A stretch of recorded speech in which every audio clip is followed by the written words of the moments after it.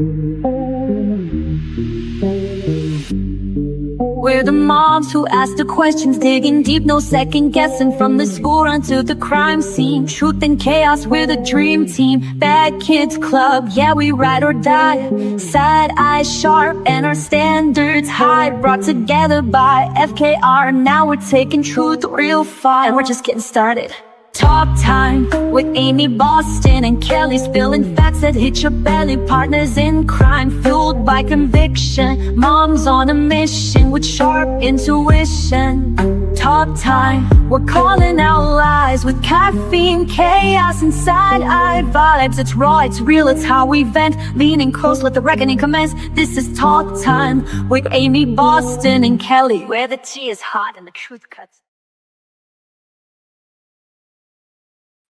Hey kids! Welcome to a Sunday edition of the Bad Kids Club with Talk Time with Amy, Boston. Kelly is not feeling well, so she's not going to be joining us tonight.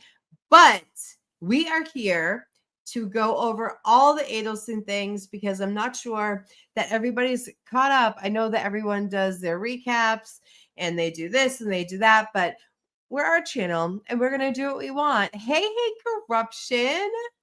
I love you, baby girl. Yeah, Kelly's not feeling too hot, so she is going to sit this one out. But that's okay. She needs to take care of her. This channel is our channel, but self-help and taking care of yourself is much more important than a YouTube channel, right? Today has been a day. I have literally done nothing. I've sat on the couch and watched Northwood's Law with my mother for the past 3 hours. I was like, let's go do a little recap because the trial starts tomorrow. The trial starts tomorrow, and in my opinion, Donna is going down. Okay, we're gonna go over the body cam footage of when she was arrested at Miami airport when she was going to Vietnam and with a one-way ticket with her husband Harvey after her son Charlie was convicted of conspiracy of murder. For the backstory that you guys might not know, Wendy Adelson married a Orthodox Jewish man. They're all Jewish. She married an Orthodox Jewish man by the name of Dan Markel. He was a lawyer professor at FSU in Florida. They ended up having 2 kids. Her parents, on the other hand, they live in Miami. I don't know the geographical, but from what Kelly says, it's like an 8-hour drive to go from Tallahassee to Miami where the parents were. Donna was a very involved parent and was too interested in her kids' sex life and ended up hating Dan Markel. Dan Markel was kosher, okay? That's what he did. That's how he lived. And at their wedding, Donna served non-kosher food to him and his family. They were horrified.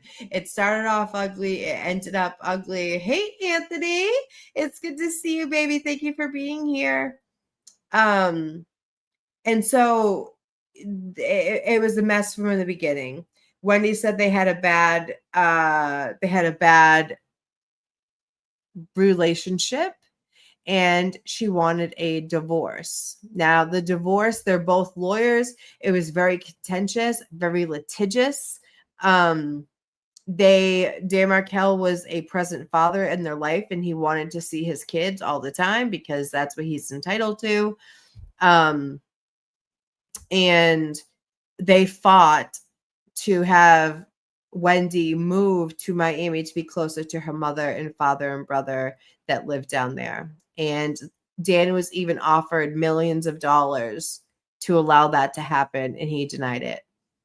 So long story short, Charlie was a playboy, And allegedly, he would go to places like Singapore and all those countries that sell children prostitution, and he engaged in that type of activity. He dated down the girl that he had been seeing since Halloween that year of 2013. I think this happened. He had been dating her for 2 weeks and asked her if she knew anybody that would kill somebody for money. And she said yes. And it was her baby daddy. It was her baby daddy, Sigfrido, I believe his name was. And then there was Luis Rivera, who was the king of the Latin Kings in the chapter down in Miami. So they all went in cahoots. And Donna, the mother of Wendy, and Charlie split the cost to have Dan Markel killed by Latin kings who were directly connected to Charlie and his girlfriend, Catherine McBanawa. Catherine McBanawa has been convicted. Sigfredo has been convicted. Luis Rivera took a plea deal. Charlie was convicted of conspiracy of murder back 2 years ago, so 2013. And they caught the mother after the fact, after Charlie was convicted. She and her husband, Harvey, had a one-way ticket to Vietnam because it's a non-extradition country. They wouldn't have ever been able to come back because they don't extradite.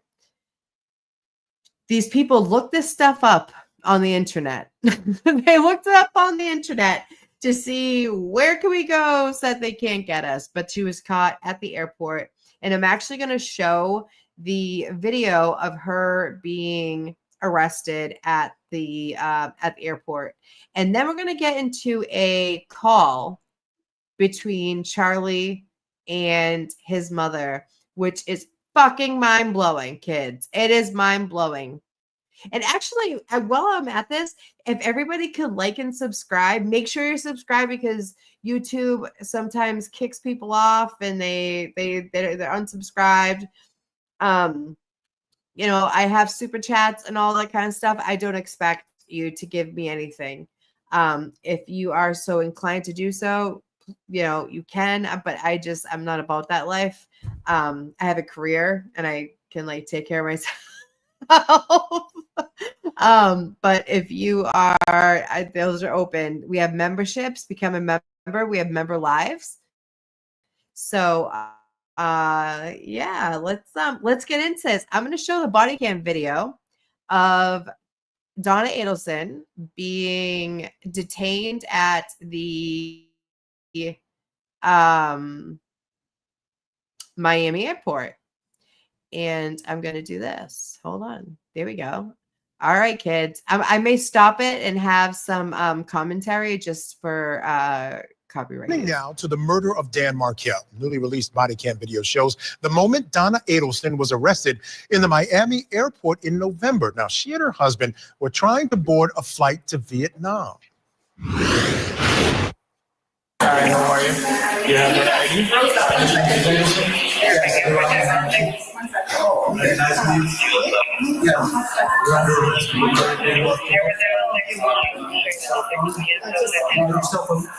don't want to give it to you. Why do I have to give it to you? Why do I have to give it to you? This is evidence. She's under arrest. I have to go with. I have to go. I have to go. I can help you. I have to stay. Please stop this. Take the bags. Yeah, you need to wait outside. Okay. My husband's almost 80 years old. He can't come with me. Please, can I? No, I can't join me. Oh, don't do this, please. Please. Oh, Someone's got to help him get home. This is terrible. You can't do this. Talk to that for me. Is that okay with you? Please. You don't have to have the can for some stuff on everything. Please.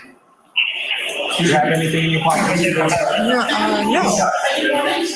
No, Do you have anything of value in you? no, Plus you have a necklace on. One of them? You can take it off. Yeah, take it off. And the earrings. And the earrings, the rings, take everything. You give it to your husband. Because once you arrive at County Yale, they're gonna make you remove all that. can I go into They your room? don't. Nope. You have a password. Oh, hi, Drew K. Hi, baby. Open your finger. Where am I going? You're going to the Dade County. They County Yale. No, this is right here, the one on 25. 1 second, One please. second. Please. Hi, Footy. Okay. Do you have any other rings on? I'm sorry. Remove your earrings. So you don't have them.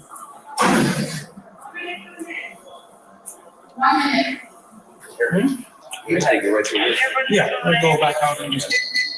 You're making a mistake. Okay, so No please, mistake. please, It's do two me a favor mistakes. and try to take the Can you get this off for me? Can you take it off, please, Ron? I don't want to hurt her. Please. Just a minute, Please. it's getting. Listen to me. Yeah. I'll call. Yeah, Uber, go home. I will. Take I will. it easy, I will. all right? Yes. Sure. There's anything else in her personal insurance? Oh, well, it's coming, sweetheart, I got, it's coming, just a All right. second. Do you have her driver's license? I'm sorry? Her driver's. It's in my, Yeah. it's in my purse. Yeah. Yeah, then you could give it.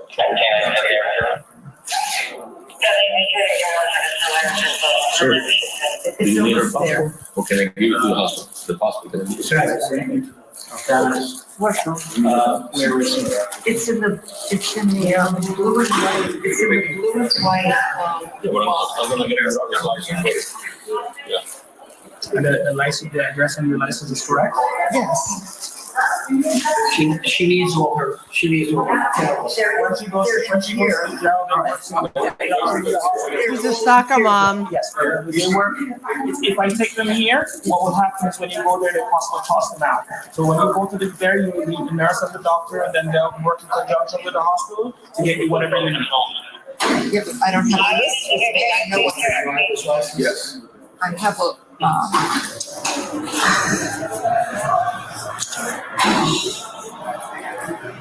Is it multiple or is just one or two? it's, no, there's a bag of medication in here. Is that what you're asking me? She can take No, I know. I was just trying to find out if Go get it's your like one or two. Yes. Well, one or two, then she maybe we can take the name down. Do you need anything else from her? Can I ask Or you we're good to go? something? Can someone just get my husband outside and So I'll get There's a gentleman here with a system in any way there. I have the ring, hold on. Let me have.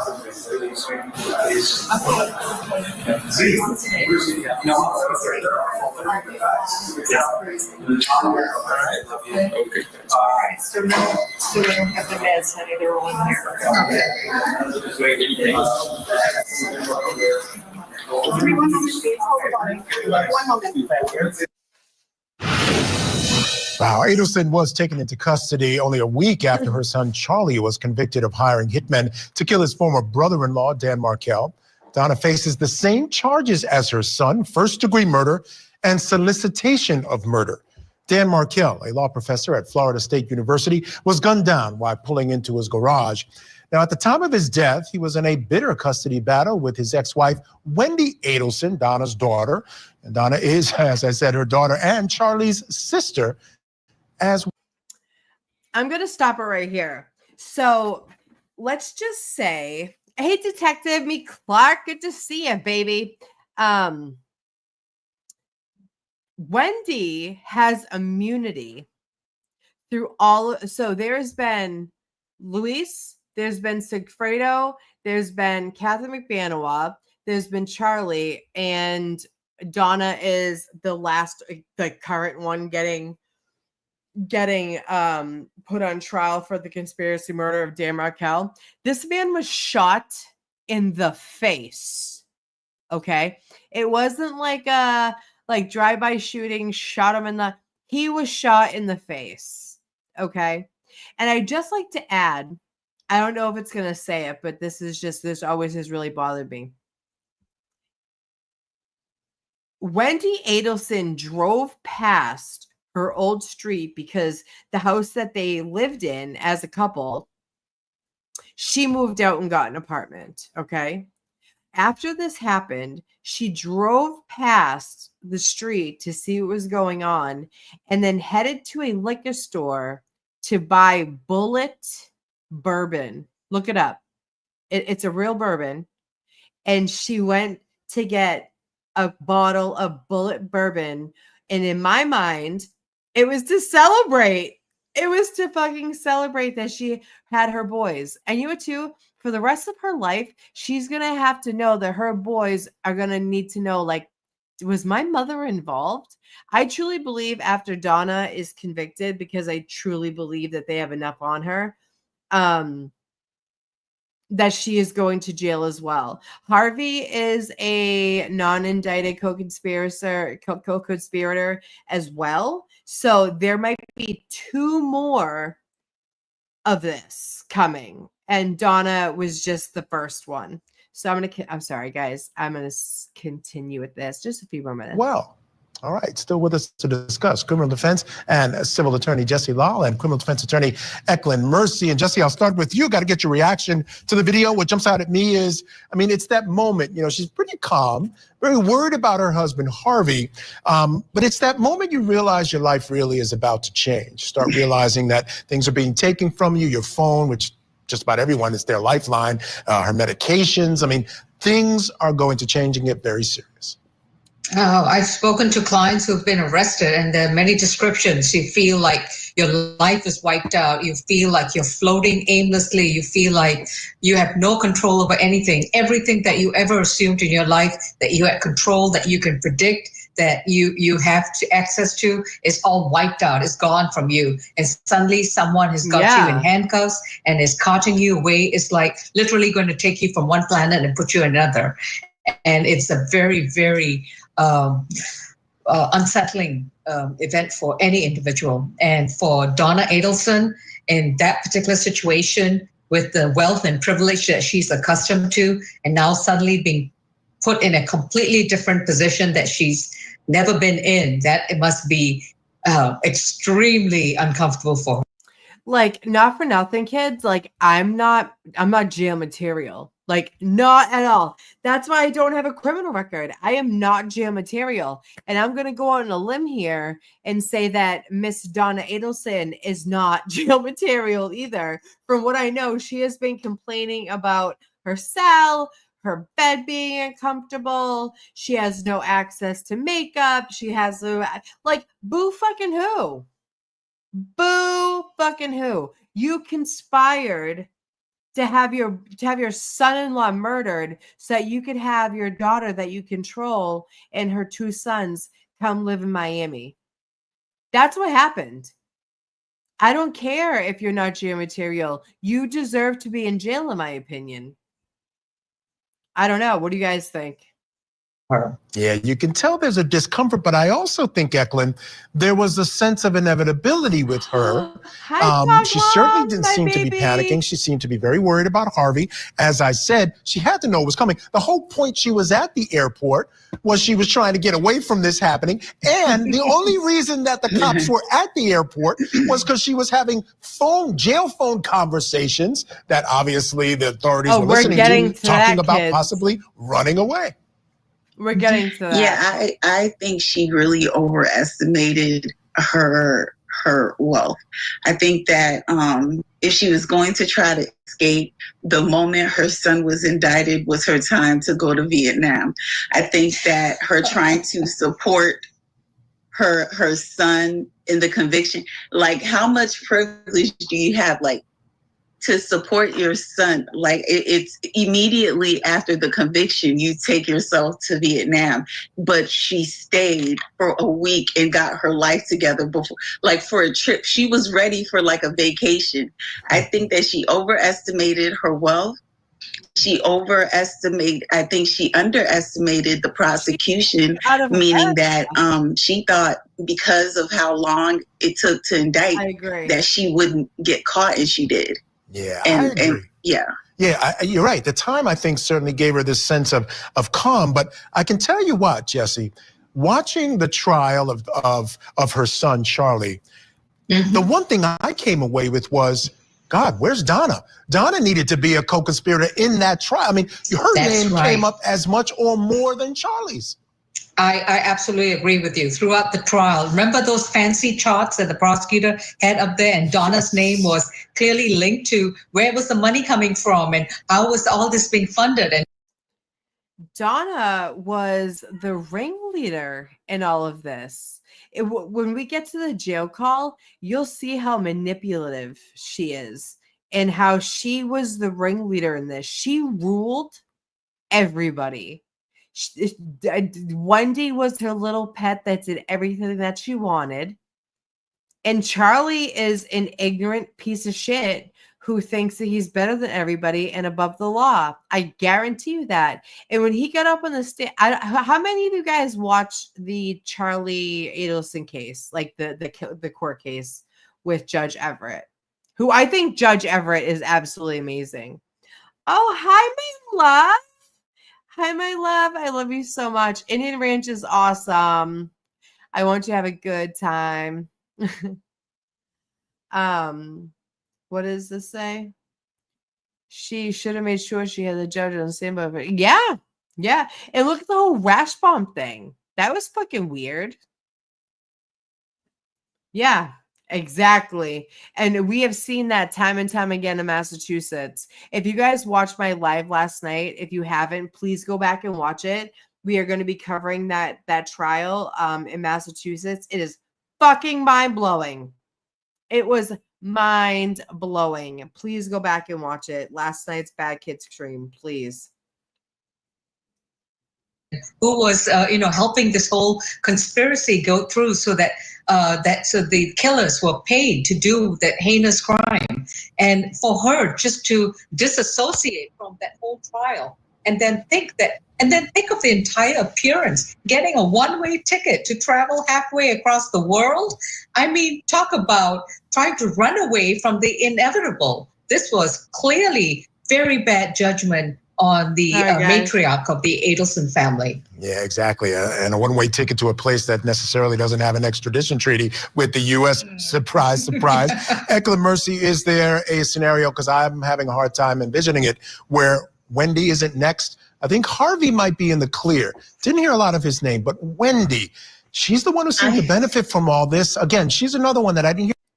Okay, so Harvey is an unindicted co-conspirator, but I really just think that he was like Demi the Dunce and that Donna ruled everything and he just was like, okay, okay, I don't want to know. I really believe that he like didn't know what was going on. I truly believe that. Yeah, Harvey's wicked old.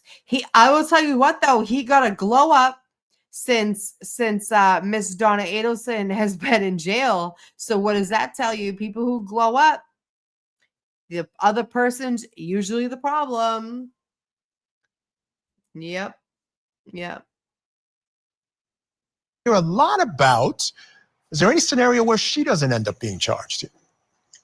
My theory is that the prosecution is going about it by income. I really do. Oh, wow. I think that they're going by income, and I think that depending on who has more who has less will be next. And you can see basically if we were to have a fair market value, gross income on all those pictures on those charts, we will see how they were prosecuted. And I don't think the rest will be different. Wow, that's interesting because I do think the state has been incredibly methodical in their approach to this case, and you may very well be right. We'll be watching, of course. All right, Jesse Lal, Eckler Mercy, thank you so much for being with me tonight.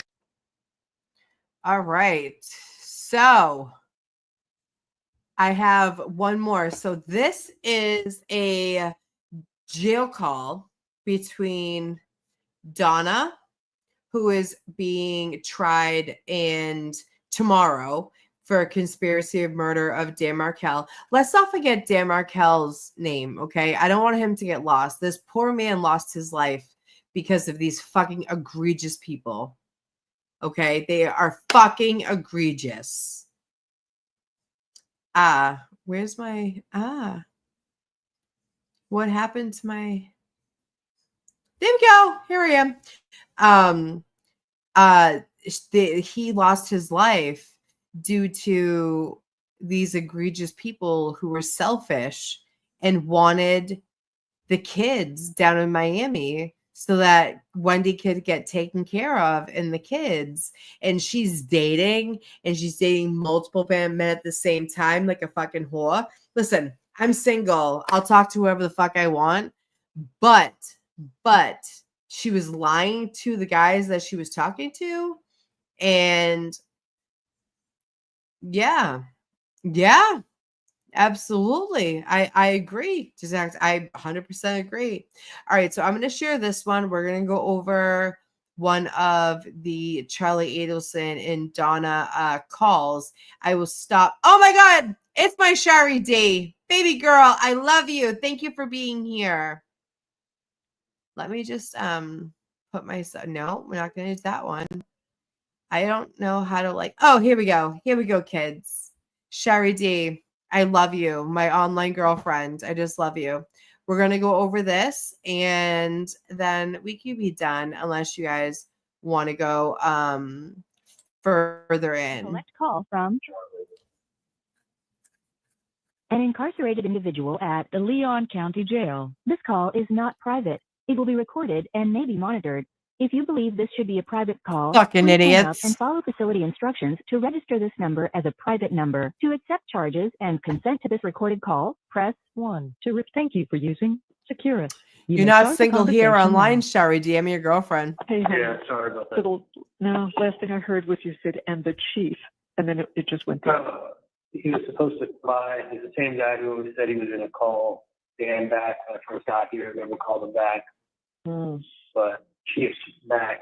Like, he's the chief of the whole jail. So come by and check me out. So he has not been there yet. He has not, but the psychologist, like PhD, whatever she is,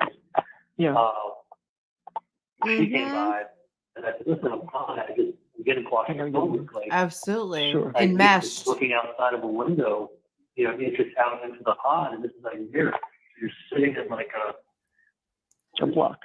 Like a same textile as I had before, but I could look out the window into the pod. Here, it's like a box. Yeah. So you can't see. It's a mirror. They can see in, and you can't see out. Is it any help? Can Dan get this guy to come sooner? Would that be of any help? She's back one. I don't care about where it calls. No. Right, it'll come slower. Yeah. Well, I'm sure the psychologist thought you were fine, so it's just a matter of weeks. Yes, a recurring word, and then slow, and then maybe tomorrow. I got 33% left on my phone, and then in the afternoon. And it's okay. Once it gets to 15%, if you switch the little battery saver on, and then I can probably get that. But it's like, you just isolate. Like I'm used to being able to talk to people, move around, of course, chat on my phone. It's like you're doing the complete opposite of what I would need to have done. Right. In this situation. I know. All right. It's a rush, You're in a rush, not in a rush. It's like, it's bad enough all this happened, and now I'm like take it out of my normal surroundings and I know. Put into like a solitary.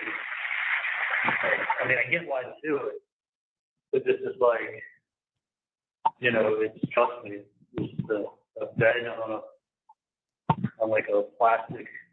Yep, I agree, Shari. I rolled up my mattress upstairs and brought it down to here, and it's just my bed sitting in my box. Like a 3 feet by 6 foot box. Put on the ground in the center of the room.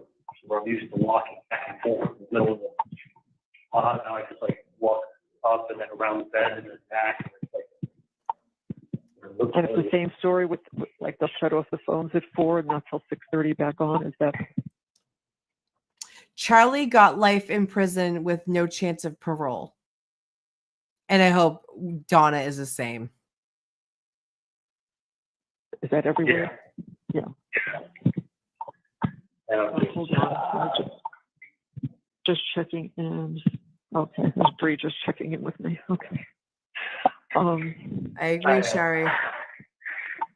I talked to Dan. Yeah.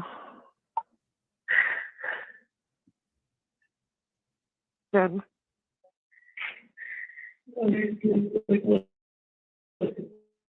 He's like, and he's working hard. He's still in Tallahassee. I thought he had left. He's staying here an extra day, I guess, to write up. Yeah. So whatever it is, if they open up an inquiry, they ask the judge. Okay. Good. The investigation. He said, listen, it may be the kind of thing. Yeah. They're being recorded. Sure, write something stupid on a blog, and they investigate, and they find out and then they find out something, and they're able to open it, and it could possibly lead to an appeal. I basically got the judge let a lot of stuff in. Yes, dog mom. And he did that because he didn't want them to appeal. The harder the judge rules, I guess there's more appellate issues that can come up, like that guy, Hankerson or whatever. I guess the harder the judge rules on issues that are in the trial, the more likely there is to have an appellate issue. If the judge is in favor of the defendant, the more likely there is to have an appellate issue. Yeah. You see what I'm saying? Yeah, I do. So my general feeling, this is just my feeling, I'm not a lawyer, but my feeling is that he ruled, if anything, he gave us the benefit of the doubt because he didn't want there to be an appellate issue. Yeah. They implicate Wendy in this call, so keep listening. Well, I mean, he made that comment today that the judge ruled in our favor a number of times. He let him bring stuff in. And I either said it or I heard it, that he meant it, that there's not going to be, to say that we're not wrong. I mean, you have to either say that. Shari is a wealth of information. Your due process. If you're not doing anything improper, things improper, like, what's your reason for wanting to do trial? Shari, you want to come up with me? Appeal, would it have to be in Tallahassee, or can you move it? Because I don't understand why they wouldn't let you move the venue. I don't. It was blatantly. I mean, look, I have. I didn't say this to you before I picked up the phone, but there's a lot of things that we have to do, and we've got a very tight time frame. So one of them involves taking care of some things for Roman, taking care of some things through Steinberg. Dad's been on the phone all day, and Susan was nice enough when I called her. She said, I'm going to gather everything up and I'm going to drive down. So she and Rick got here about, 10 minutes before you called, so that she could work with us, because we got a couple of hours of stuff to take care of for Roman. So working on that, and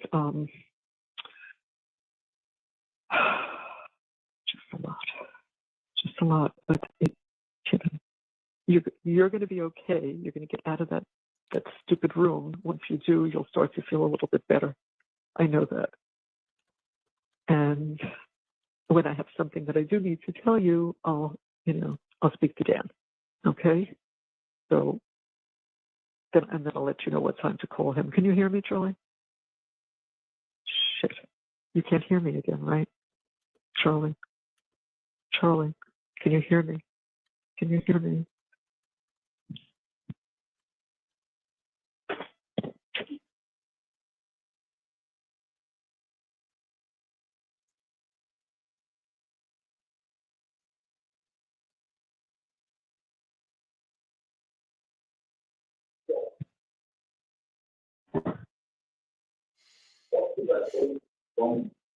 I'm sorry, the fourth time that they cut the line each time. The fourth.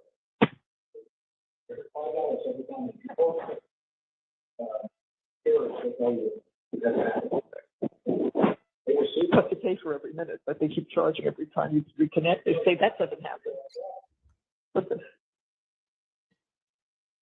it's that he's in this room that so the psychologist, they want to make sure he doesn't kill himself. So the psychologist finally came and he said to her, if you leave me here, I'll kill myself. There's no light, no nothing. I'm in a cement block. Let me go back to myself and see where I am. Rest of me, please don't leave me here. And spoke to him for a little bit. And she said, no, you're perfectly fine. I know that. I just have to go back and, I've got a few of these reports I have to write. Once I get those written and then submit them and then get them approved, you'll be able to go back. So he thought he was going back in an hour, but that she better get that thing done because I'll lose my mind in here. It's just all spirit on the inside. So all you see is yourself. This is the thing. She knows she's so fucked. Charlie, I believe he had already been convicted at this point. She knows she is so fucked and that she is next. Okay. And now in a jail call, she's trying to implicate Wendy. And this is why she was trying to get Wendy up as a defense witness because they wanted her to incriminate herself. Wendy's a lawyer. Wendy has a very expensive lawyer. That was never going to happen. And Judge Everett cut that shit. He was like, nope. The lights never shut off, day or night. These fluorescent lights, he says, were on all night. He said, I just want to go back where I was. At least I know people. I can see people. He said, here, I'm in a box. So he's just, what? I'm sure he'll pull back or just keep getting disconnected. I didn't even know if you were drinking. He wasn't going to cook.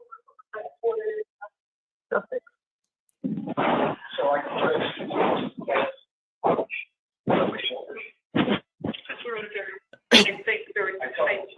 The next clip I have is wild. I don't want to. I want to. But it's not getting both of those. I think it would be a nice way to just leave me alone and say goodbye. I am not your myself. Go to prison. It's something he didn't do. I can't push it. I'm not that strong. And I also know how he, in a year and a half, his body and everything just slowly started to deteriorate. I'm old. I have a life. We had a great marriage. Happy. We traveled. We lived good. I was really not unhappy. And I'm more than willing to just say goodbye and let me lie down. It doesn't painful. I just want to go to sleep. We bought our cemetery property a couple of months ago. We're good. I'm good. But when did you this weekend? Because I said something that made her feel like I had enough and I'm not going to watch. If the trial doesn't go well, I know what I need to do.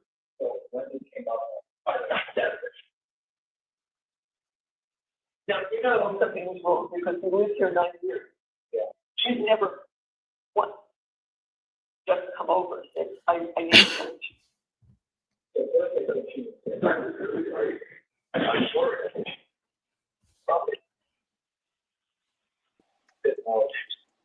sure. Shari, are you there? Hey. Oh my God, my girl. Hold on. I'm pausing this. Shari, you're here. Oh my God. Hi, oh my baby. gosh. Oh my you're gosh. here. You know, I think I was here the whole time. I'm in the chat I don't saying, know. I tried to click. It said I was in the green room. And then I'm typing to hate corruption. That and was then my I hear fault. you saying in my ear, Amy or Shari. Okay, cool.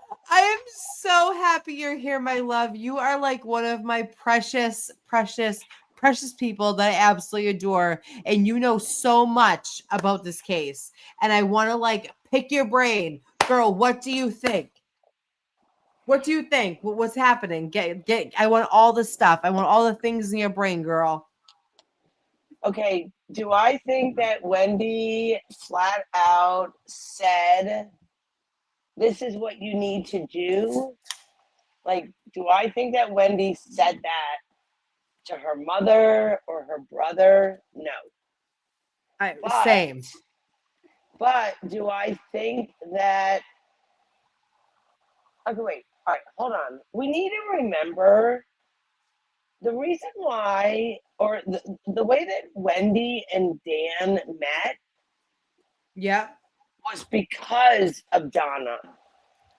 Because she went on J date because she needed a good Jewish boy.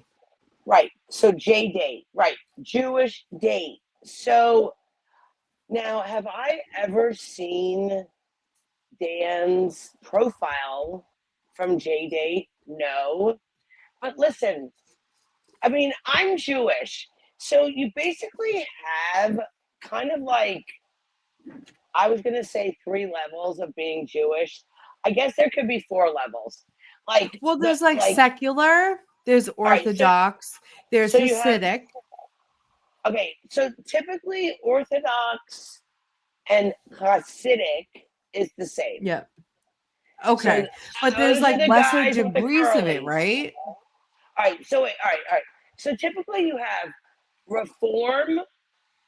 a Reformed Jewish person, a conservative Jewish person, okay, and an Orthodox Jewish person.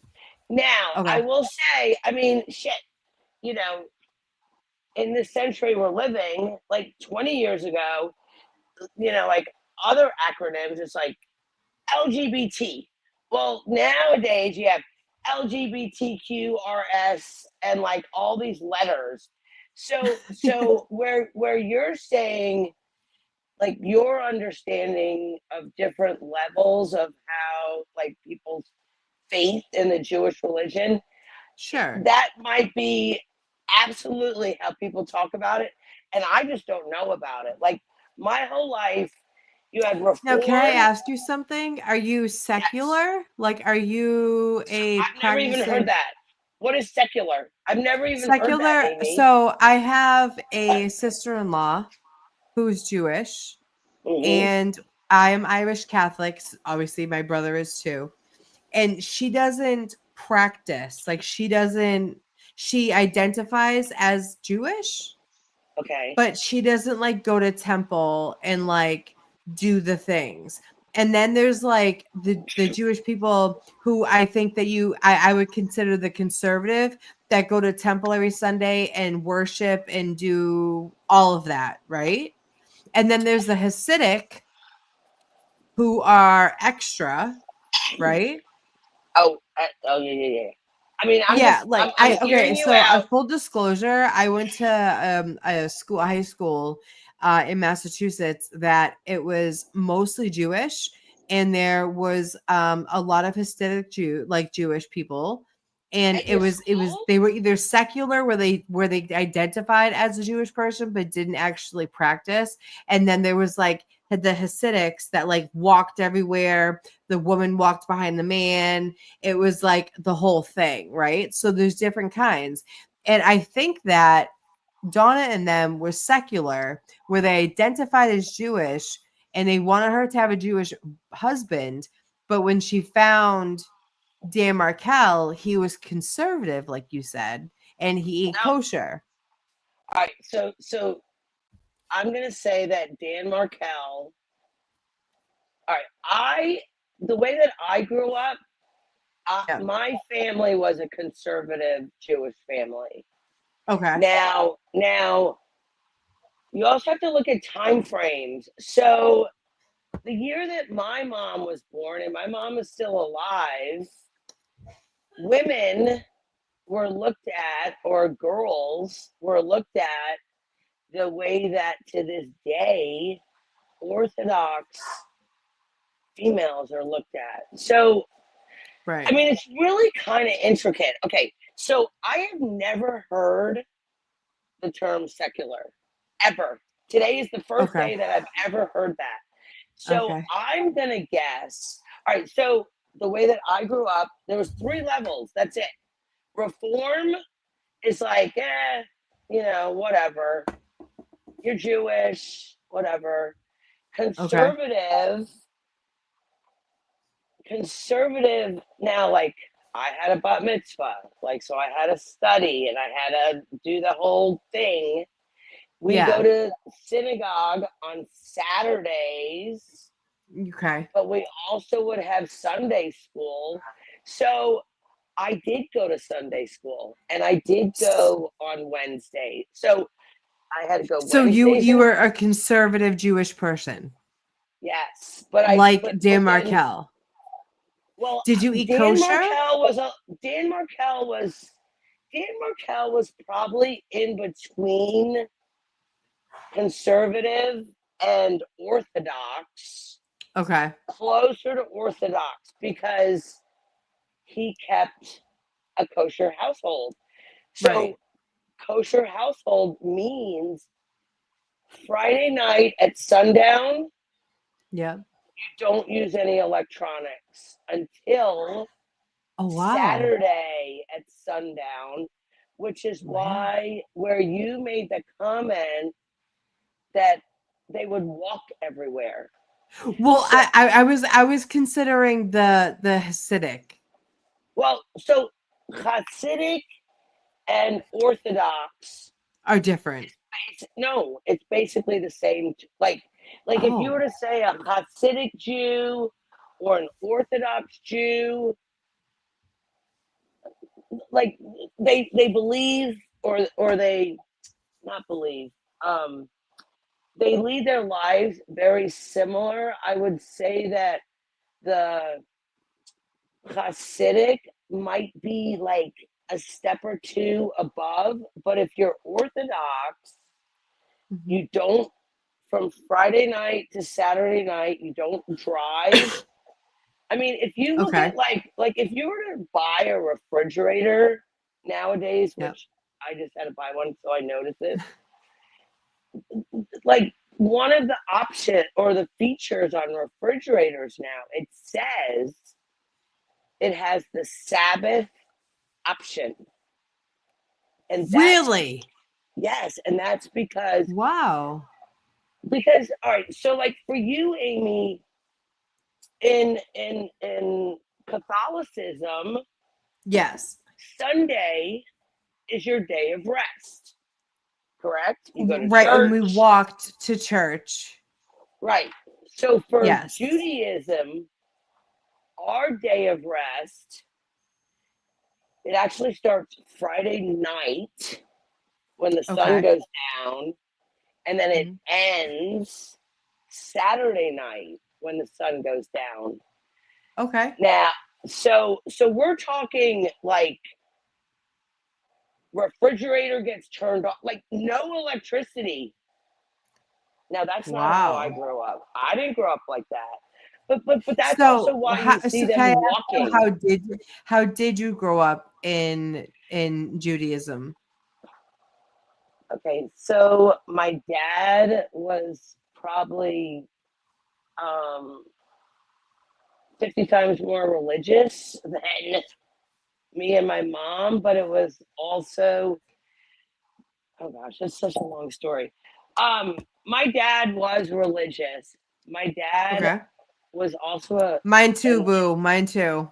and you probably don't know. I mean, my dad was an opera singer in I with the love that. with New York City Opera in New York City. I He did that for love that, Shari. That is amazing. That's so hard.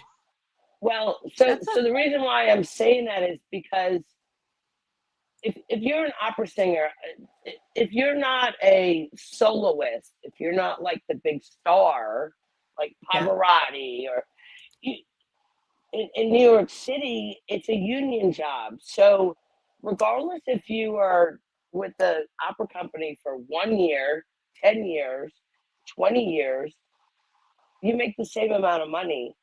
So basically, my dad would have to supplement his income. So my Right. dad every Friday night and Saturday morning, my dad sang at, it's a Spanish Portuguese synagogue. It is the oldest synagogue. That's amazing.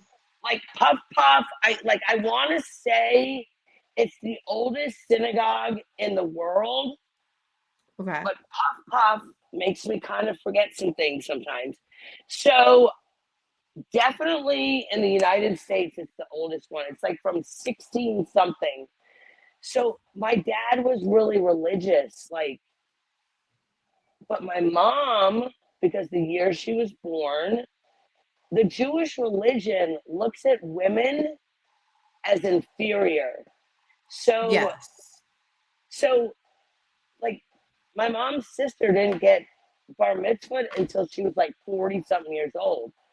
Because because back in the 50s, girls didn't get bat mitzvah because they're looked at as inferior. They were looked at as lesser. Yes. So the thing within the Jewish religion,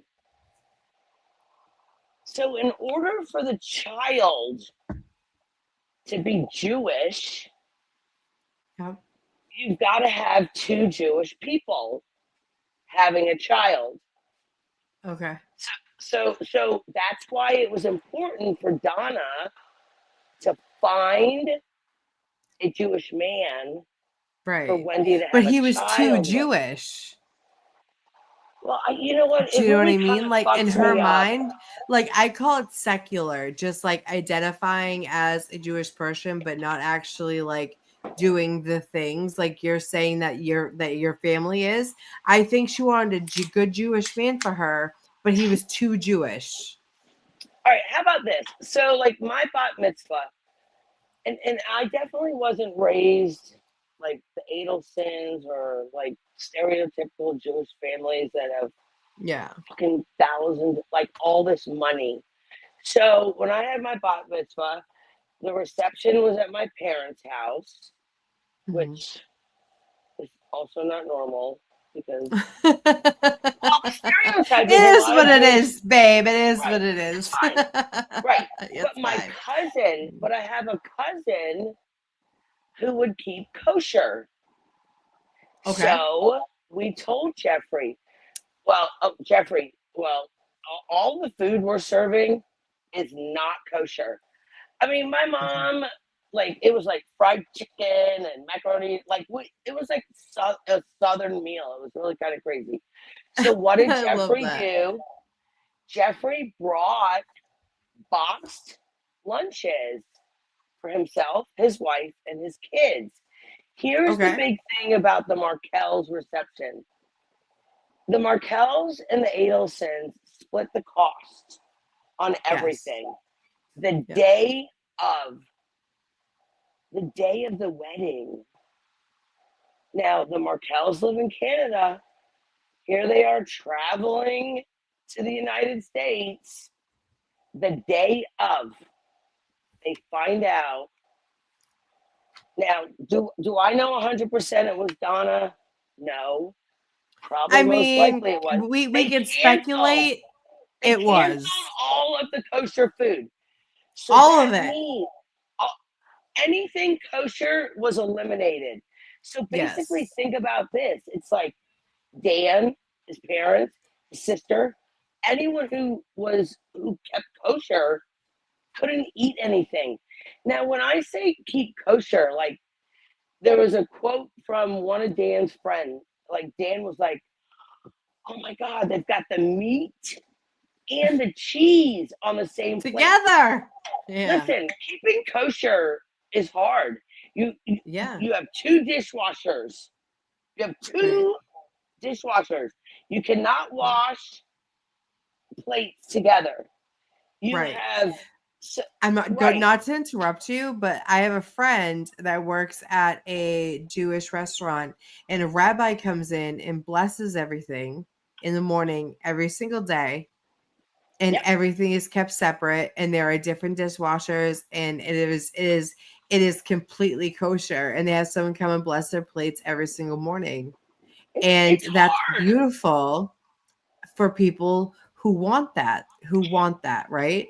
But the fact that Donna went behind his back knowing that he was kosher and canceled all the kosher food for him and his family was fucking disgusting.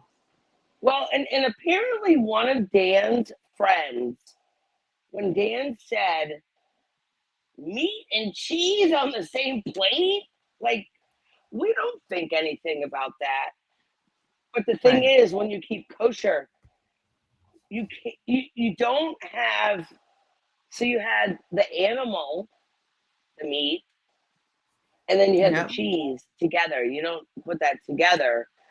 Right. On the same plate, right? On the same plate. What Right.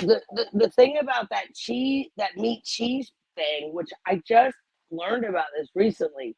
So Dan's, I think it was Dan's friend. Don't quote me on that, but Dan had said like the meat and the cheese, and then whether it was his friend or somebody said, I told you you shouldn't have married her. Right. And So he wasn't wrong. So somebody felt that something was off. But I think the huge misconception a lot of times, like everybody keeps talking about, oh well, Wendy didn't realize how Jewish he was. No, bullshit. Bull fucking shit. Bullshit. Bull Bull fucking fucking shit. Yeah. Fucking She Dan knew. went to Israel. He studied in Israel. No. Yeah. Any man, any Jewish man that travels to Israel to go study and brush up on the religion, they are going to probably come back even more religious. Absolutely. Why wouldn't you? Well, I say that because that's what happened to my cousin. I mean, Okay. he was like the black sheep of the family. I only say black sheep because he would get in trouble all the time when we were growing up. You know, like my grandparents found some stuff in their greenhouse that my cousin was growing. And basically Go cousin. Right. Well, and basically they sent him away to Israel. And What? he came back that Hasidic Orthodox With Jew. like, okay, I don't want to offend you, but like the Hasidic, I've been around a lot of Hasidic Jews. They have the krepelas and the hat and the suit. Yep. And the women wear dresses and they walk behind their husbands, and it's 1,000 degrees out and they're like dressed like it is winter. And it, like, honestly, I read up a lot about Hasidics, and it's like a lot. It's a lot. It's very degrading. Very degrading towards women. But Yeah. then if you look at, say, oh God, getting deep, Amy. Like if Go you look ahead, at honey. if you get This if you is look your at the platform Bible, for me. I love that you're fucking here. Oh my god, I'm talking to fucking Sherry D. I mean, look love at the this. Bible. Keep talking. Look at the Bible. How does the Bible interpret men, or just from the very beginning? Right. How is it interpreted about Adam and Eve? How is it looked at, like a man's role, a woman's role? Right. I mean, what's really Eve kind of was considered the bad one. Because she was a woman.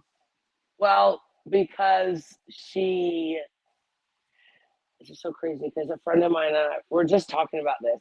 This goes to the, like, we hear it a lot in court cases. Yeah. The fruit from the poisonous tree. Right.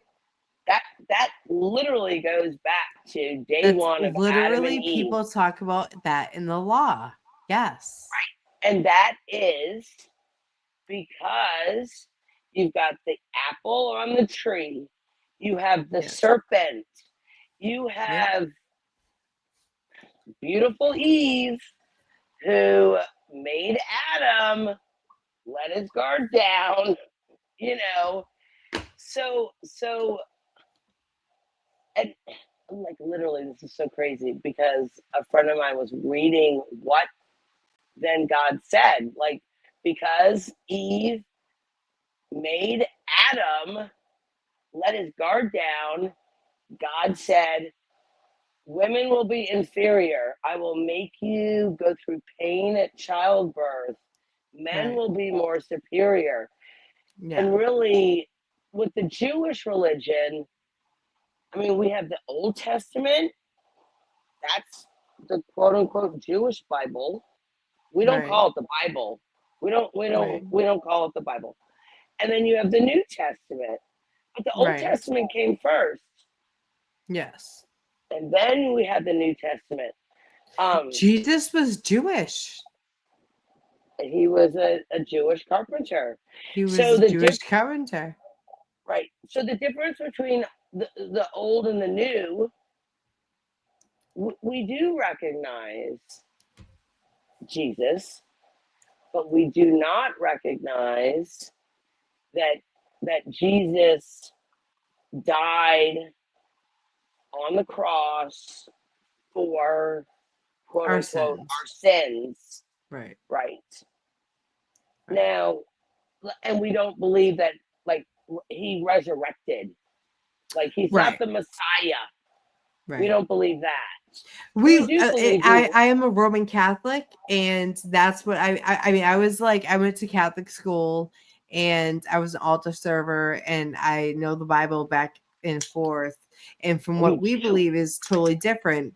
But Jesus was Jewish, and so the way we read it, hi Carrie, it's good to see you. We're gonna get into a jail call in a few minutes, but me and Sherry are having a really deep conversation. So okay. All right, well, we should take a break so we don't lose like the people that are in the chat. So wait, watching. so okay, so let's get into like Donna for a second. What do you think is going to happen with Donna? I want your opinion because you know so much about this case and all these cases, and I fucking love you for it. So what are your thoughts on this trial coming up starting tomorrow? All right, I think.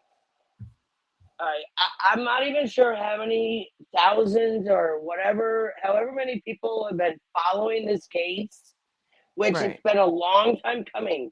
Dan Markel was shot July 18th in 2014. Yes. Lots of people. The lead, Georgia Kappelman, who's the long, wavy, blonde hair woman. Lots of people are like, God, like she seems so laid back. Why didn't she do the opening? Who was Sarah Dugan? Okay. When Sarah Dugan walked up to do the opening, I mean, I probably lost half my voice because I was like, oh my God, Sarah Dugan's doing the opening. I was shocked. This is Georgia's 4th or 5th time working the Markel case. Mm-hmm. And it was never her decision to try each person separately because there are other, like Carl Steinbeck, he has said, I would have put Rivera, Sigfredo, McBenoit, Charlie, he said, I would have tried them all at the same time.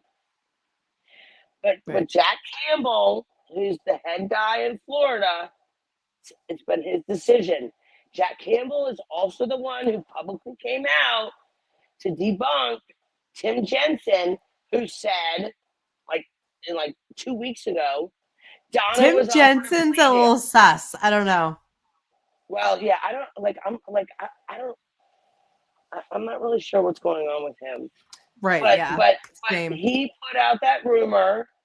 The Attorney General of Florida, the guy who's been overseeing the Markel case for over a decade, publicly got on TV and said that we never offered her a plea deal.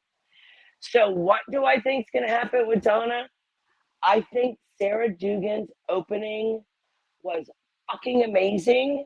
I've heard a lot of criticisms I about thought she her was opening. great. I thought she was fucking amazing. Yeah. And a friend of mine who has not followed the case a lot, I said, just watch Sarah Dugan's opening because she gives a great timeline. Yeah. What do I think is going to happen with Donna? Donna is the matriarch. It all stems from Donna. And for everyone who thinks that Harvey didn't know anything about it, do not let that 80-year-old man fool you. He fucking knew. He knew. Yep. The thing is, he didn't want anything to do with it, I don't think, but he definitely fucking knew. He knew. Okay, wait. He knew, but all right. So when you say he didn't want to know anything about it, it's because it would stress him out. He would get worried. And now you got to think about at the time, he's the one going to the office, working on patients, making money. They got to make that money. He was paying Catherine McBanoa. Okay. Out of his company. How uncomfortable? Like, what do you think Harvey was thinking during the opening when Sarah Dugan is literally pointing out the things that Harvey, well, he claims he didn't know about, but Sarah He's complicit. All right, how about when Sarah points out about Katie McBanoa having Harvey's old Lexus? Like, I was like, oh my God. This trial, they are bringing out a lot of shit. Listen, we never knew. Okay, Isom, Detective Isom. He was the guy who initially interviewed Wendy. Right. The day of. There's a lot of people have criticized Isom, like, oh God, he had the wool pulled over his eyes and he was being all flirty with Wendy. Okay, he had Wendy for like 6 hours. I didn't know this until recently. All right, does anybody wonder how did Isom know where to find Wendy while she was having lunch? Right. Okay. I agree. All right, so that's one. So two, Wendy flip-flops about driving up to the crime scene. Initially, she says what Isom she did. She saw the crime scene tape. Well, then subsequently, she has testified in 3 trials, and her story has changed. Here's what I have recently learned. Like, I just really kind of thought Isom dropped the ball on everything, and I've actually learned that actually Isom did. He did all of that on purpose. He never wanted Wendy to ask for a lawyer. He never wanted Wendy to say, I want to stop talking. So the reason why they found Wendy where she was eating lunch was because of immediately after Dan was shot, Isom had someone on surveillance where Wendy lived and followed her. So they knew that she drove up to the crime scene. Then they followed agree. her to where she went. 100%. Yeah. So I think there's hold on a second. Yep.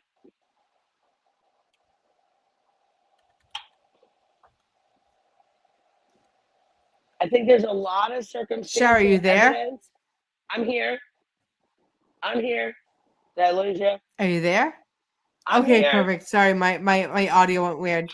Okay. Yeah, 45 dude, seconds. I'm 100% on board with you. All right, so 45 seconds. So I do think, any case, circumstantial evidence, or there's no body, makes it very hard to convict somebody. But I think there's overwhelming circumstantial evidence against Donna, and this would be the reason why, like, when people are not happy with how Florida has tried this case, because it seems like now they're just putting it all together. It's unfortunate that it's taken 11 years. I mean, 11 really, years. Can you imagine? 11 years. So And there like, was someone that confessed. He took a plea deal years ago. Rivera, Not Sigfredo, the Lewis guy. Luis Rivera. Mm-hmm. Yeah, Rivera. Luis Rivera. Because you got Tucho and Tacho. I'm like, oh my God, why do they both have? So kind of maybe the way to remember it. So Tucho, nope, forget it. I feel dyslexic right now. One of the terms in English is owl, and this is also part of the story, because the night when they went for that second trip, I think it was Lewis posted a picture on Instagram of an owl. Katie calls. 1 second. I'm listening. 1 second. So Keep going. Katie calls Sigfredo, Tucho, and says, "Oh my God, tell Rivera to take that post down," because he posted this picture of an owl. Now, when Isom brought Wendy in, what was on her shirt? It was an owl. So there's a I can't spit it out right now, but the owl is a significance of like death, blah blah blah blah, something on that. I just think it's really kind of fucking weird. Yeah, I totally agree with you, because the thing is too is like people like them like to, it's like a teardrop on your face, right? They want everybody to know that they did something without saying it. And I completely agree with you. I completely agree with you. All right, let me ask you, so have you followed this case for a while? I have been following it since the Latin Kings were on trial. Okay, the so whole let time. Let me ask you, and I can't, and I'm not looking at the chat, so maybe other people have opinions. Okay, so Katie and Sigfredo are together. We know that Sigfredo and Lewis took 2 trips to Tallahassee. The first trip was a flop. Okay, so now here we are on the second trip.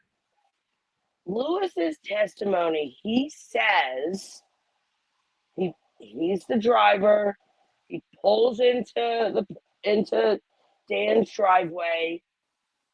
I don't remember exactly how he says about Sigfredo, but so then you're telling me Sigfredo is on the passenger side. He's got to get out of the car, walk around the front of the car, and then walk up the driveway to then go on the driver's side of Dan. Now, Dan, you know that Dan was on a phone call when it happened, correct? Or did you know that? Yes. So, and the guy, and it's not the neighbor who testified, but the guy that Dan was talking to, he said that Dan said, "Oh, hold on, like there's someone walking up my driveway." Yes. All right, so I'm just putting this out there, something for everybody to think about.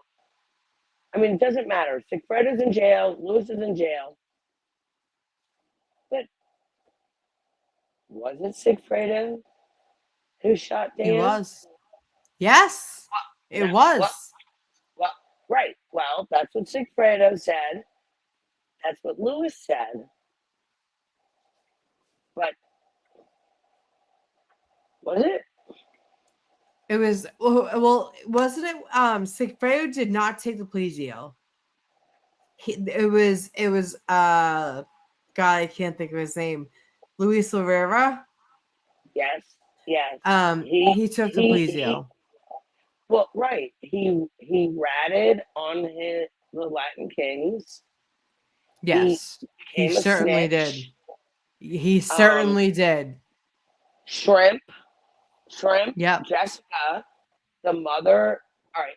I mean, I full-heartedly believe the reason why Lewis flipped is because his daughter that he had with Jessica, aka Shrimp, he was thinking Right. about her. Like, okay, so I think the baby was like 2 at the time. So that meant Yep. if he ratted, he could potentially see his daughter again. But what I'm saying is,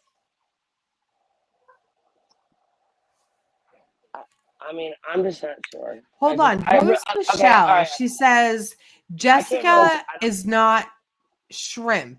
Do you guys even know the case? Yeah, we know the case. Do you know the case, Michelle? Do you want to come up and talk? I'll send you a link. No one's hammered. Like, what the fuck are you talking about? Jessica is Michelle Shrimp, sounds right? hammered. No, it's okay, Michelle. I mean, I'm drinking a beer. Isn't wait, no. I feel like I just Here, I'm gonna even put a watched link some of in it today. the chat for Michelle if she wants to come up and talk shit. No, Since she knows the case so well. Well, but oh, cause see, I can't see the chat. It's okay. Yeah, no, I mean, can. I can. Well, I was here's the trying to do thing. a poll and I had to open up another screen and I was trying to talk to you and listen and do the poll and I like mistyped and apparently she has shit to say. So maybe she's one of It's okay. someone who doesn't like it. It's fine. No, if she wants to come up and talk or since she knows the case so well, come on up. Well, what it's I'm your first saying time here. You're what welcome I'm here saying and all is- your opinions, but don't come in here rude. Come up and talk to us since you know the case so well. She's talking junk that I'm saying something wrong. No, Michelle. Listen, Michelle. I mean, the case is from 11 years ago. 13. Yeah, 2013. 2014. Did you watch all of 2014. the trials? So I didn't really catch on until I watched Katie's second trial, but that was only because the whole Charlie thing was happening. So really, I have only been following the case. I mean, I don't even think it's 2 years or 24 months. I think it's like, I mean, I say the Adelson case is like the very first case that I ever followed. But Michelle, if you can hear me, like, I mean, we're not perfect. Sometimes we get things mixed up. Like, we're not perfect, and Michelle is not coming up here, so apparently she is just willing to talk shit in the chat. Well, Amy, I mean, I'm not really sure, Amy, if you sounded very welcoming, like by saying, "Well, come up here." Come up here. Well, no, she's saying nasty shit. Like we're not that channel. Like we're the Bad Kids Club. You can say whatever you want, but you're not going to talk about the host and my guest. If you want to come up here because you know the most about this case, you are more than welcome. I don't hate you. I don't feel anything about you. You're the first time here, but you're not going to come in here and talk shit about my guest or myself because I was multitasking and miswrote because I was talking to Sherry. So if Michelle, you need to go to somebody else's channel, go do that. Don't go call do me a it. guest. I'm just Sherry D. Yeah, Sherry D is a fucking OG here, okay? And we can talk whatever we want. Huh? Don't call me a guest. Don't call me a guest. I'm just Sherry. I'm just Yeah, sharing. no, Sherry is I an know. OG here, and she is more than welcome. We can talk about the case the way we want to talk about the case. And I put a link up to StreamYard. You come and talk to us. Come talk to us, babe. If you know the Yeah, case so Michelle. well, No, Michelle, come come enlighten up. us. And I'm saying it like that, Michelle, because I mean, again, I'm gonna say this. Like, I heard somebody or a couple people saying, like, well, what's the big excitement about this case? I mean, I've been Why following is it for it? so long. Well, I'm they're like, why is invested. everybody? They're like, why is everybody talking about it? I mean, it just seems so boring. Okay, you know what? It's not. I don't even want to. I'm gonna look at the one fucking magnet because I had to get a new fridge. So you get a new fridge, you got to clean everything off. So I have like nothing on my fridge. I have a magnet. Justice Right. for Karen Reed and John O'Keefe. So you know what? Exactly. The people who are saying like, I mean, what's the big deal? Why is everybody so excited? Because Dan Markel died 11 years ago. It's just like 11. it's just like 11 years from now, if finally, is it going to take 11 years to get the actual murderers of John O'Keefe to get prosecuted? Everyone Right. will be excited. So it really kind of hurt me today hearing some creators say, what's the big deal with this case? And who is Sarah? And This who's is the Georgia? thing. Everybody's like, oh, it's Adelson. Adelson. Dan Markel got shot in the fucking face over a conspiracy to have Wendy go down to Miami with her children because her mother is a fucking narcissistic piece of shit. Yep. And so I've been following this case for a very long time. And so if anyone wants to come and chat and say that they know better, come up on panel. Come enlighten us, because I've been watching these trials since the beginning. The beginning. Well, and Amy, let me add by saying, so when you say if anybody wants to come up and that knows the case better, it's just like John O'Keefe, Karen Reed. There's so much information that Michelle, if you're still in the live stream. Oh, she's here. Well, what I'm saying is it's all about helping each other. Like, to figure things out, to understand things. Like, I will always say, I mean, fuck, I feel like I'm fucking wrong. I don't know how many times a day. I mean, I think I'm like even more quiet about things because I don't want to say the incorrect information. So, Michelle, I will not be upset or whatever. Like, if I put out, I really, really, really try not to put out like, misinformation. Like, and if there's really things that we don't know that we should know, then that's fine. But my problem is when you're gonna come into a chat and be rude. Okay, yep. See, that doesn't fly here. Well, thank you, Amy. So if you want to come up here and talk like an adult and inform us of things that we are not privy to, then I welcome you. But you're not going to come into my chat and be rude. I'm not going to block you because that's not what I do. Yeah, but don't like block. Have some tact. Have tact when you come in here. If you have other information for us, come up here and enlighten us. I am fully open to more information and to say that I'm wrong. And for you to come in here because I was doing a poll and I was trying to talk to Shari and I miswrote, and you're like, "Ooh, someone sounds hammered." You know, fuck yourself. Fuck you. Get in my chat. Oh, she was saying you were. She would, because I wrote the poll wrong. Like, go fuck yourself. Go find another fucking. I don't need you here. Oh God, Michelle became a member. We have Bruce. Hi, Bruce. Michelle became a member. How funny. Did she really? Okay, I didn't see it, but okay, all right. So let me say this. Yes, I'm going to use the word victim. I have been a victim of screwing up shit in the chat. Yeah. I come across the wrong way. So Not again, here. now I haven't been reading the chat, Amy. So No, I yeah, don't you're know good. what Michelle was saying, this or that. Right. But I have been so misunderstood in so many chats. So again, I'm not defending Michelle. I don't even know what Right. Michelle said. I don't know who she is. But It was just rude because I mistyped, and like we're not that channel. Like, come up here, and if you have more information, I would love to hear it because I want to know all the things. But you don't have to come into a chat and be a fucking asshole.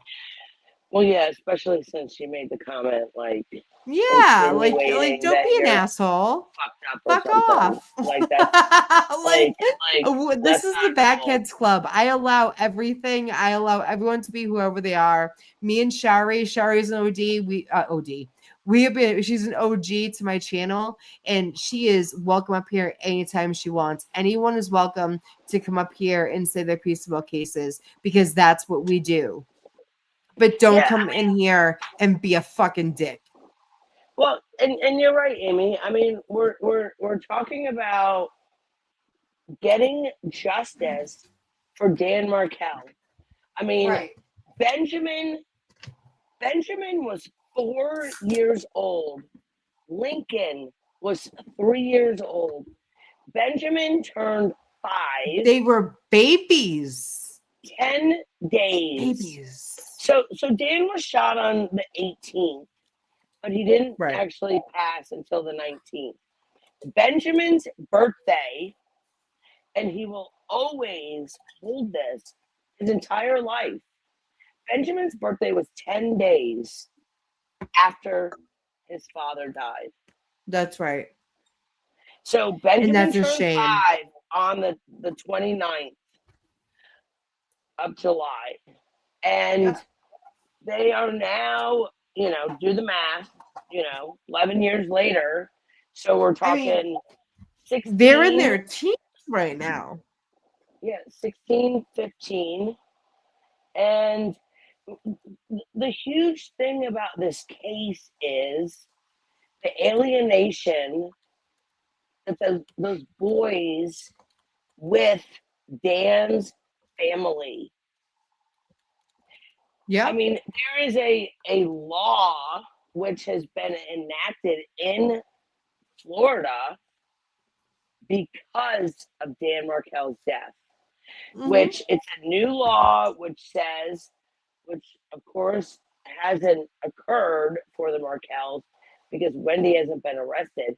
But basically, there is a law now in Florida. So, like, Dan got killed. Then you have the other parent. But then the other parent, there's questions about whether she's involved. So now the new law in Florida, because up until then, so then if Wendy were to get arrested, there was no law protecting the children. So what would typically happen if Wendy had been arrested 10 years ago, those 2 boys would have went into foster care. The state would have taken them over. But now with the Markel law, had Wendy been arrested 10 years ago, those boys would have went directly to Ruth. Into foster care. Well, no. Because of the new law, if that law was in place, had Wendy been arrested 10 years ago, the 2 boys would have directly went to Ruth and Phil. Right. But because Wendy hasn't been arrested, she's had the boys this whole time. Right. And she's and Benjamin and Lincoln do not know Ruth and Phil. Right. Because Wendy has kept them from Dan's family. That's the thing. Do you think that if she was convicted, that they would go to the Markels in Canada? Well, I think by law they would have to. They would have to, right? I mean, if they're under 18. If Hey, they're under do you 18. want to listen to the Adelson jail call? It's pretty I don't know short. how this works. I don't know how this works.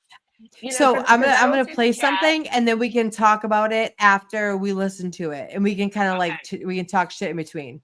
All right, hold on. Okay. But I got to keep my I'm volume gonna down, right? Or am I going to hear it yeah. through you? Well, if we want to talk shit during it, you can. Oh, okay. Yeah. Got it. Okay. Let's this is never done Charlie this before. Adelson and mom's jail calls reveal plan to flee and trouble with Wendy. Oh crap! Did I just lose you? No, I didn't. Okay. I don't know if I'm in a state of shock. Yeah, you're in shock. The Adelsons, in shock, the walls closing in around them after Charlie Adelson was found guilty of conspiring with his family and 3 other people to murder Dan Markel. We have the jail calls just released that reveal a whole lot, including plans to flee, talk of suicide, and how the jury just got it wrong. I'm Anjanette Levy. It's Thursday, and this is Crime Fix.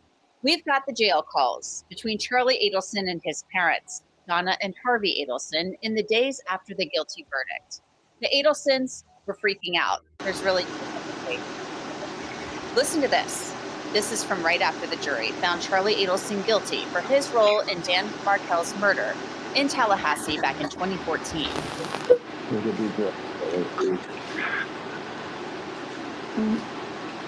Honestly, I'm like, I don't know if I'm in a state of shock.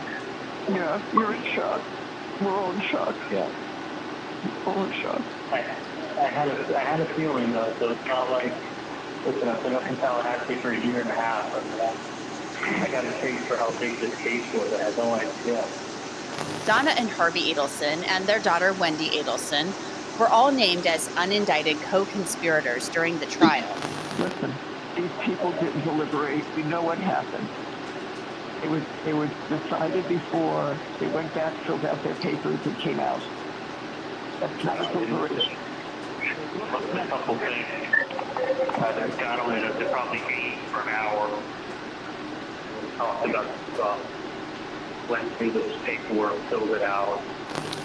Now, after the verdict, Donna Adelson knew the heat was on. She was talking to Charlie's lawyer, Dan Rauschbaum, about it, and that she was living on borrowed time. She said it was worth the risk to try to get out of the country. Look, and make a decision at some point. So after speaking to Dan this morning and knowing what they're thinking up there, and I don't know if we'll make it out in time, I really don't. But Dan said, you might, or you might do all of it, get to the airport, and they'll stop us. And that could happen. It could happen, I don't know, but it's worth a try. Now, Donna Adelson, of course, was arrested about a week later as she tried to board a flight to Vietnam with Harvey. Then it appears Donna Adelson didn't realize she was being recorded any longer when she was on the phone with Charlie and the jail call dropped. Donna was actually implicating her daughter Wendy in the murder of her ex-husband Dan Markel. Donna was reading from a text that Wendy had sent to her. I am not guilty because I did not do anything wrong, and I was not involved in any way with Danny's death. Because she was. How about that? If I were Wendy Adelson, I think I'd be pretty worried after that. Also, the other day in court, Donna Adelson scoffed when it was suggested that she spoke about taking her own life. She also had a phone call with her son, who's obviously in jail here. 25-minute phone call. I personally listened to it. She very clearly spoke about a plan to kill herself using sleeping pills. Yeah. Oh shit. One moment, Miss Oh my God, now it's Adelson. coming through my phone. Johnny, pause All it. right, pause it and rewind. Yep. You want me to rewind it? Yep. All right. How far? Right here? Okay. Oh my God, now I've got an echo because I don't know what the fuck's going on with technology. All right, hold on. It was decided before. Oh God. All right, I just walked all the way away from my iPad. A couple things. Oh, still hear myself. What do I do, Amy? Why do I hear If myself? you're on your twice? phone, just turn the volume down. Okay, got it. All right. Yep. So Now, after so the verdict, rewind Donna to Adelson knew the heat was jail on. call. She was talking to Charlie's lawyer, Dan Yes, this is a Rauschbaum, jail about call. it, and that she was living on borrowed time. She said it was worth the risk to try to get out of the country. Well, got to make a decision at some point. So after speaking to Dan this morning, and knowing call, what they're thinking up there, I don't know if we'll make it out in time. I really don't. But Dan said, and they're you talking might, about Wendy. or you might just stick to the airport. And they'll stop us. And that could happen. Donna is reading. Could happen. I don't know, but it's worth a try. Now, Donna Adelson, of course, was arrested about a week later as she tried to board a flight to Vietnam with Harvey. Then it appears Donna Adelson didn't feel like she was being recorded any longer. When she was on the phone with Charlie and the jail call dropped, Donna was actually implicating her daughter, Wendy, in the murder of her ex-husband, Dan Markel. Donna was reading from a text that Wendy had sent to her. I am not guilty because I did not do anything wrong, and I was not involved in any way with Danny's death. Bullshit. How about that? If I were Wendy Adelson, I think I'd be pretty worried after that. Also, the other day in court, Donna Adelson scoffed when it was suggested that she spoke about taking her own life. She also had a phone call with her son, who's obviously in jail here. 25-minute phone call. I personally listened to it. She very clearly spoke about a plan to kill herself using sleeping pills. One moment, Miss Adelson, please keep your comments to yourself. Let your lawyer argue on your behalf. She indeed spoke about possibly taking her own life with her husband. Okay, it really so sounded Amy, like right she was when venting you to said her husband. bullshit was when somebody in the background said, yes, she did. Hold on, I'm gonna pause this so we can talk. Oh shit, hold on. So when I say bullshit, she did on fucking like jail calls say that she was gonna take her life with sleeping pills and everything else. And she's implicating Wendy, and that's why she wanted her on the defense list. Am I wrong? Shari? Shari! What happened? Shari, come back.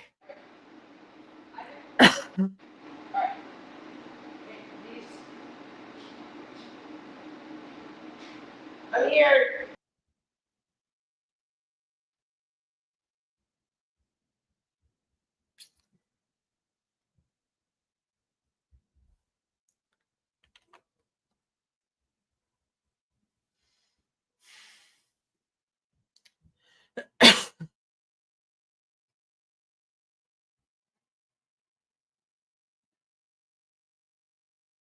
All right, guys. I'm going to restart until Shar gets back. Joining me is James Bishevsky. He's a lawyer in Tallahassee who's also known as Mentor Lawyer on his YouTube channel, Deep Dive True Crime. James, thanks for joining us here on Crime Fix. My pleasure. Thank you for having me. James, you know, they drop this cache of calls on us. You know, we request these calls, we start listening to them, we start going through them. What are your thoughts after kind of going through some of them and just hearing the family dynamic here and hearing how the Adelsons interact with each other? Yeah, a lot of the jail calls, I think, give us a good insight into what was going on Camp Charles Adelson. It gives us an idea of how they perceived their performance at trial, the hope that they had that they were going to get a not guilty verdict and basically exonerate the entire family. And then, of course, these jail calls come right after they realize that the whole plan to, in essence, escape any liability for this murder didn't work out.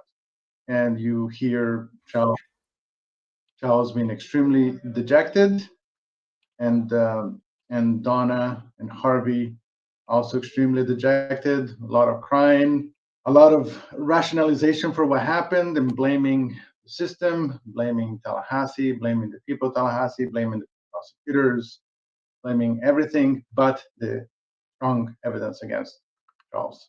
Yeah, they weren't too happy with the jury. It was the jury, it was the media, it was podcasters, it was bloggers. There was no way he was getting a fair trial, according to him. So let's play clip one. We're going to listen to what Donna said to Charlie after the verdict. Nothing to say. You got shafted is what happened. You got shafted. No, I didn't know it. I mean, it wasn't even like I just should have gone with my gut and like hate myself. So James, what do you think he means by that? I should have gone with my gut. I mean, what does he mean like that? I was having a hard time understanding what he meant by that. There are a couple of thoughts that came to my mind. Maybe the first gut would be that perhaps before he was charged, he was anticipating the possibility of being charged and of not getting a fair trial, and therefore trying to flee the country himself. He had a lot of countries that don't have extradition treaties with the United States, and he kept coming back, maybe on advice of counsel, maybe on advice that, hey, listen, if they ever charge you, you'll never win this case. It's going to be impossible for them to convict you. Maybe some of his own self-belief and confidence in the fact that he would be able to exonerate himself at trial. So that's one possibility. And then another possibility may have been taking a different approach about the defense. But I think that they're about an escape plan, perhaps. That's really interesting because it seems like, it's everybody else's fault. And they talk about coincidences, how there's all these crazy coincidences, but how coincidences in life happen. But there are so many coincidences in this case. And they're talking about all of this on jail calls. They know they're being recorded. Do you have any idea why they would feel the need to do that? Is that just to keep up appearances? What are your thoughts on that? Well, the complacency may be one of the reasons why they did this. The fact that we have been attempting, I have been attempting, for example, to get jail calls for a long time and was not able to. The state attorney's office was holding them, saying that those jail calls are not public record. There's the case law at the appellate level that says that they are not public records. They're private conversations between him and his family. So that may be one of the reasons. I understand, of course, that they're being monitored, but I don't think that they thought that this was going to come out to the public, first of all. And then second of all. But wait, I have questions. Why wouldn't they? Why wouldn't they know that fucking phone call was being recorded? It literally tells you this phone call is being recorded and can use against you. Like, I've had some bad boyfriends in jail, and like that's the first thing it says. It's like, this phone call is being recorded and can be used against you. That's fucking bullshit. That's bullshit. There's also, of course, the shock that they had about what just happened, and it's kind of hard to contain yourself. That's the only way that they were communicating was via those phone calls from the tablet in the jail. So they obviously needed to process what just happened, Charles. Part of me wonders if Donna realizes and Harvey, they realize we're unindicted co-conspirators. We've been called out in this trial. They obviously watched the trial because they're talking about it on jail calls, and they're trying to have recorded statements saying, we didn't do this, this, you got shafted, this happened and that happened.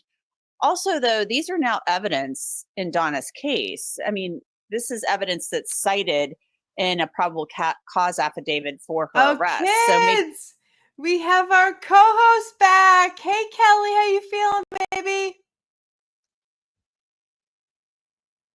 We can't hear you. I'm gonna mute myself. I just woke up. Oh. I'm happy you're here. Really? What's going on? Hi, We I'm here are. with Sherry and Hate. Huh? Saying hi to everybody. Oh yeah, everyone's happy to see you. Ooh. Yeah, we've been going through with Donna. We're going through Charlie Adelson and her telephone call at jail. So we've been going through that and kind of like talking shit of like there's a lawyer that comes on that's like, oh well, they had the right of privacy. No, you don't. No privacy in jail calls. Zero. And it can be used against you and played in court. Yeah, Sherry, I've had for the last year I've been having issues. I get tremors really bad, and then I'm in the process of getting diagnosed for lupus. So when that happens and I think overworked or overloaded, I get to where I don't feel good. So I have to go to sleep or I'm gonna be like bleh. Are you feeling okay right now to be with me for a while? I can for a few minutes, yeah. I still have my tremors are still bad, but I'm sorry. Yeah, it sucks because I just sit here and shake, like my hands shake, and it's like I can't do things with my hands and things like that. So yeah, my mom had lupus, so pretty sure that's what I have. I'm pretty 99.9% sure that I have lupus. So we're just trying to figure it out because they can't diagnose me until I get another blood test that shows different. But the other only my ANA shows different. Yeah. So I actually heard a call from her today that I had never heard. Yeah, was it between her and Charlie? No. About Dave. Her calling the FBI agent that she thought was Luis's brother that did the bump. Really? Yeah. And she was oh like, my God, where can I find that? I'm not the one. And she said, Wow. I don't know anything about this. And then Charlie calls him afterwards. Really? Do they have that? Yeah, it's on the same. Cut and stop it.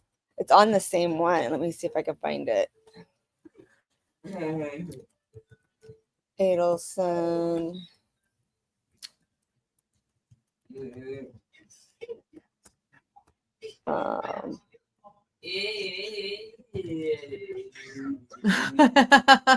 Shari D was on with me for like an hour. She's up there? She was up talking to me for like an hour. My homegirl, my online girlfriend. Yes. What? Yeah. I don't share my lesbian lover. What are you talking about? You are my lesbian lover, remember? That's right. That's right.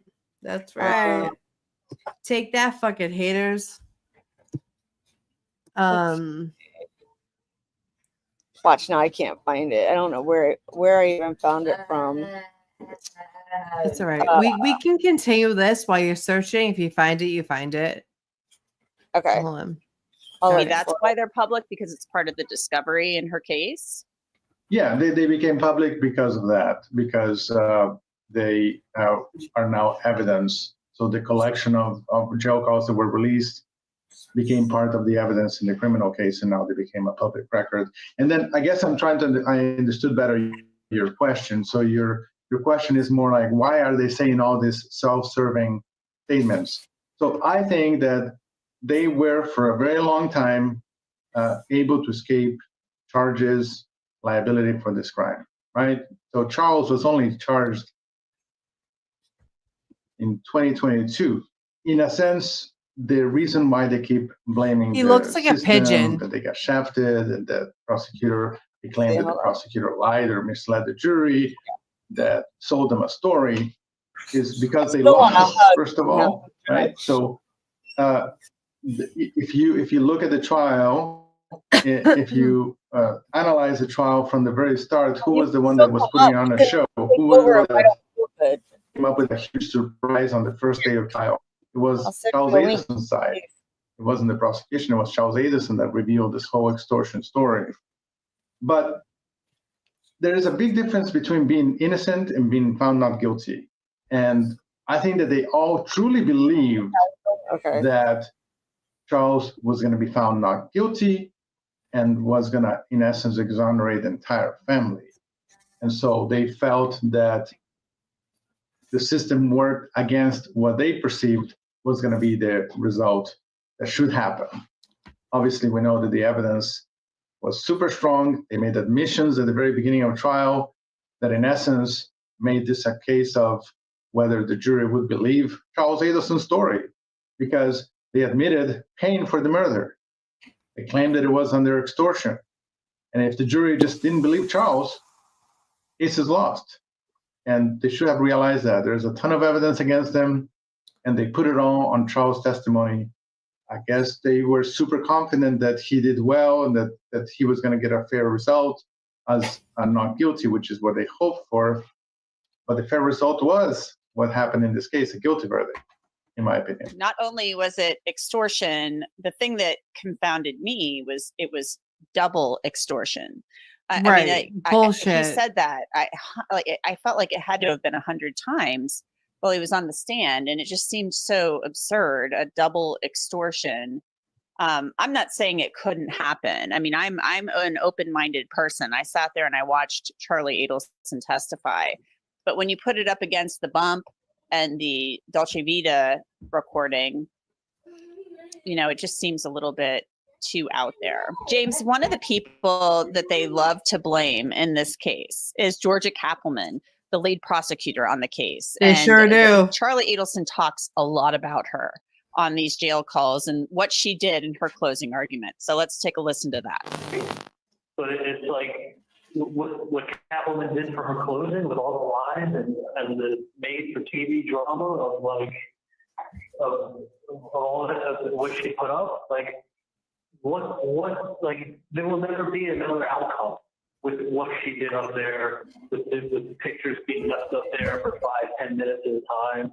Like she dumbed it down and put in a bunch of lies, and it was like She dumbed it down for a bunch of dummies, and it flew. You did?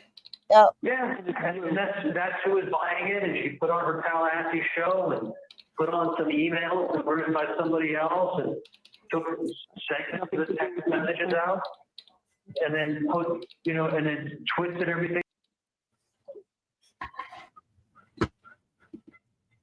Oops, I didn't mean to twist. I didn't mean to stop it.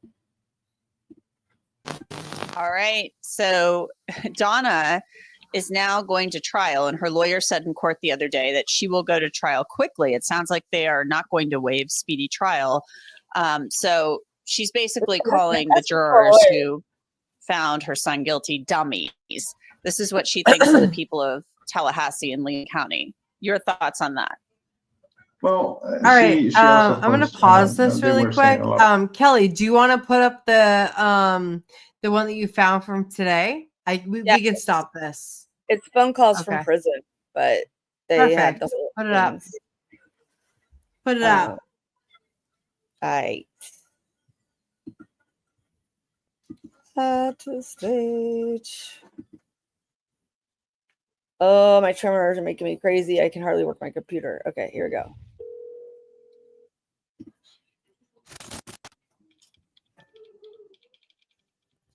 This is my problem. You approached me on Alton Road. You handed me an article from the newspaper about my ex-son-in-law. You told me I need to call you and help your friend who was in prison. Now, at the time you did that, I didn't understand what you were talking about. I didn't call you back. Then you mail me a threatening letter. Then you send me a text message to my phone. Dang, girl. That says I'm not taking you seriously. So I am taking you seriously. And I really want you to listen to me. I have to tell you, I mean, this is important. I've been so stressed out. I have spoken to 10 or 12 people who are close friends of mine, telling them about this and basically picking their brains and asking them what I should do, because I don't know your friend who is in jail. You mentioned a name. I don't even know his name. I never spoke to him.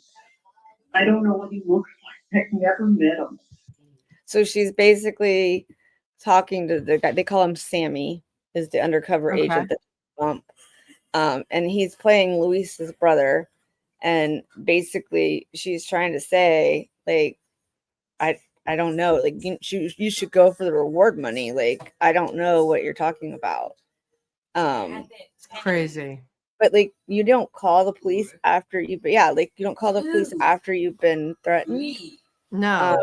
When somebody bumps into you on the street with a, like, I can understand, okay, they said, here, put it in your purse, you walk away, because he walks away. But if I got home, I wouldn't be counting. 14 plus 1 is what? I love Leo. 14. What's 15? Good job. 14. Okay. Sorry, he's like at the top of his lungs. What was I saying? Oh, so why didn't she call the police after she was being? She walked away like something happened. Yeah, like she walked right out, like do. Like, go about her business. Yeah, that's crazy to me. I don't understand it. I mean, I think this is cool though, like, hearing this. So this, because I never heard this before. So yeah, let's do it. I saw your friends in jail, but I don't know what that has to do with me. You know exactly what it has to do with. You know exactly what. Listen to me carefully. Listen to me. You just got to listen to me. You need to ask who this person looks like, what their name is, something, because I know there's a big reward out there, and if you need money for your friends, that's the way to get it. I mean, I'm asking you nicely. I don't know who he is. I am out of the loop. It is not me. If I can help, I would help. I mean, that's what. Just like I told you. Listen to me. Just like I told you that day. We know that your family had a problem up north. We know that problem was taken care of about 1.5 years, 2 years ago, and we know that Katie has been taken care of. And has been taken care of. Now my brother in jail, we were in Broward together. He told me the whole thing, and he hasn't been taken care of. You know. Now, all that's being asked for is 5K. That's all we're asking for is just 5K. And he told me everything, and I know everything. I know who's involved. I know everything, and I'll get the 100K for myself. You know, all I have to send the 5K. Everybody knows what's going on. like 5K, honestly, I'm surprised she didn't just go to the bank and give it to him. Right? Seriously. Why It's not like she's paying $30,000 or $50,000, 5,000. But didn't they? I don't remember. Tell me if I'm wrong. Didn't they hire somebody else the first time and they stole the money? Yep, they sure did. Okay, then I'm not losing my mind, because I thought I thought they did, but they sure did. Everyone knows. I know I lost my ex-son-in-law. I did not have anything to do with it. That's why I said, ask him what. That's what my brother Tato told me. He told me everything when we were in jail. He told me everything. What? And who was involved. I know everything. I don't. That's the problem. I'm telling you, it's not me. It's not me. I have had 1 year of aggravation, 1.5 years of aggravation over this. Oh, poor me. I'm such a victim. It's not me. And when I asked my friends, what do they think? They said, well, this person needs to get a description. Why are you asking your friends? Why aren't you asking the police? Right? Kelly, preach. Like, come on. 5K is the code word for schmurder. It is? How does that? I don't remember seeing that on Charlie's trial. I'll have to look that up. And I watched the trial. So I'm don't even remember that. Look at I this, Sherry. watched all the trials, all of them. Yeah, I watched one pleaded. He was like, I did it and they paid me. Like, what? Yeah, and he just threw Wendy under the bus the other day. Yeah, exactly. She has Tinder, 12 friends. I asked all my friends, what should I do? And they said, get their description. Okay. Makes a lot of sense. What'd she say? 5K. I knew the TV was code. But they kept talking about doing the TV. Of you because of what you look like, or it's not me. I don't know who caused it. It wasn't me. I mean, I'll tell you, just like that day when I talked to you, this is not going away. This is not going to go away. Papa told me everything. He wasn't being taken care of. He needed the 5K. Spent 5K. That's all we were asking for. If don't do that. I don't know who Taco is. You don't understand. We know you don't know who Taco is, but you know who Katie is. And you know the contacts Katie has. And she has, listen to me, let's stop fucking around. Okay? You know who Katie is. And you know that Katie has somebody that knows stuff. And they took care of a problem for you people. That's just the bottom line. The bottom line is you know who the fuck Katie is. I'm not fucking around with it. You know who Katie is. You know that they took care of Katie and her people. Nobody's taking care of Tato. I know you don't know who Tato is. No, but we know who all of you are. And this ain't going away. You know what? So I can give you send the 5K. Here's what you need to do. You need to go and don't tell me what to do. I know what to do and I'm doing it. Don't tell me what to do. Don't tell me what to do. Whatever the reward is. It isn't me. You have got the wrong person. That's why I said ask your friends. You're Donna Adelson. Yes, I am. Drives me crazy. Yes, I am. Yep. Say her name the right way. If you're gonna be a bump for the FBI, call her the right name. Stupid. Well, I know. Right? We know who's involved in all this. It's the stupid stuff. Yes, this is not normal. I mean, if you want the money, you should get it from the police. They can give you a whole lot more than you're asking me for money for someone. Right.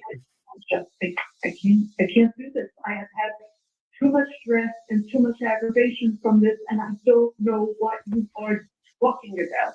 I just don't know. I just don't know. Good. I think you should talk to Katie. Talk to people that are involved in this. You'll know. You know what's going on. That's why I'm. You can tell me.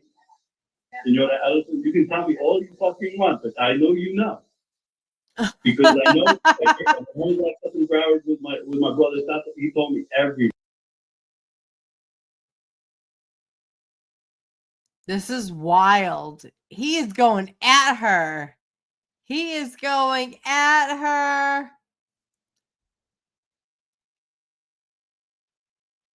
Yeah. Everything. True. He told me everything. I just wanted to take care of him because fucking Katie was being taken care of with her fucking people.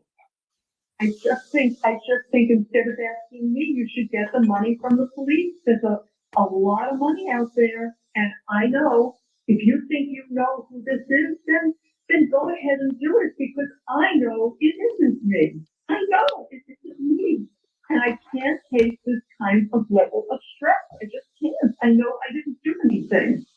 She did. Talk to people.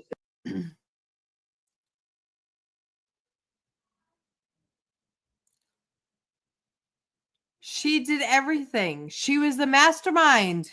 Her and Charlie. And Wendy. Wendy should be in prison.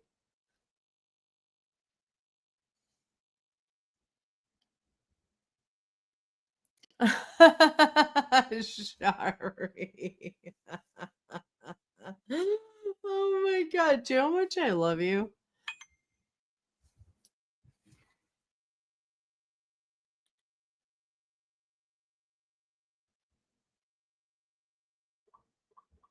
Kelly? I'm here. Okay. I've been talking to myself. Sorry. Just so you know. I said, I said shrimp should jump ship and left for her safety. I said, if I was dating the Latin king, I would have jumped ship too. Yep. I wouldn't be calling myself shrimp. She probably goes by scrimp. And then YouTube screens, they're not easy around here. Oh my God. We got the YouTube screens. We have YouTube. Yeah, exactly.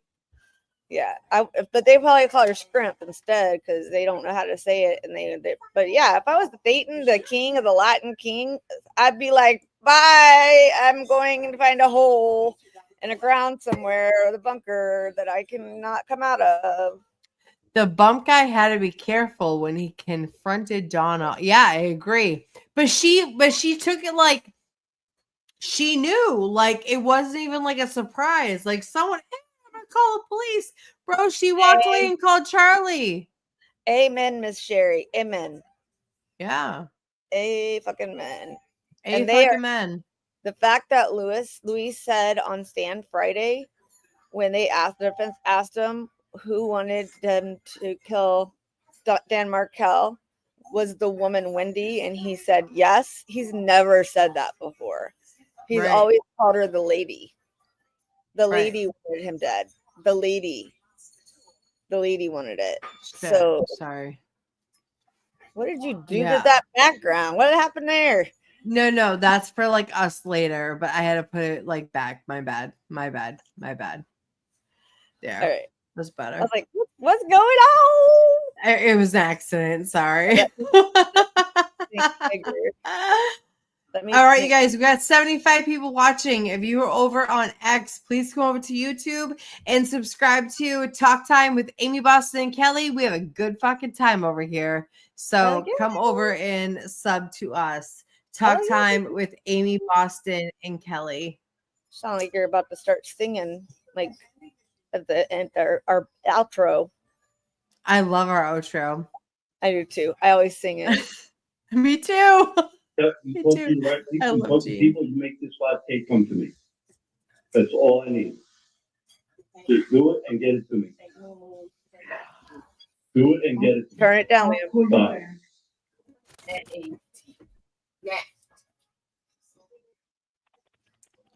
Here we go. Creepy boy. Hello. Hola, diga. Hello, diga. Who's this? Who's this? Someone's been calling my family and trying to figure out who this is. In reference to what, man? Someone by the name of Sammy called. Yeah, that's me, man.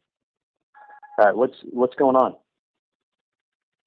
Well, what's going on is my brother Tato. Okay, my brother Tato has not been taken care of. His family's not been taken care of. I talked to a dentist. Why are you calling me? Who are you? I gave the number to a lady. I don't know Tato. You don't know Tato? I'm sure you know Katie and Tuto. They've been taken care of since the family problem been taken care of up north. I don't know who you are. You don't? Well, this isn't going away, my friend. Because let me tell you something. I was at Broward with Tato, and he told me the whole story. He told me nobody was taking care of him. Nobody was taking care of his family. The family was taking care of Katie and Tuto, and nothing's been taken care of with Tato. So we know what's going on. Why does Charlie look so scary? What was new, Sherry? What did I miss? Did I miss something new? Oh, I didn't see it.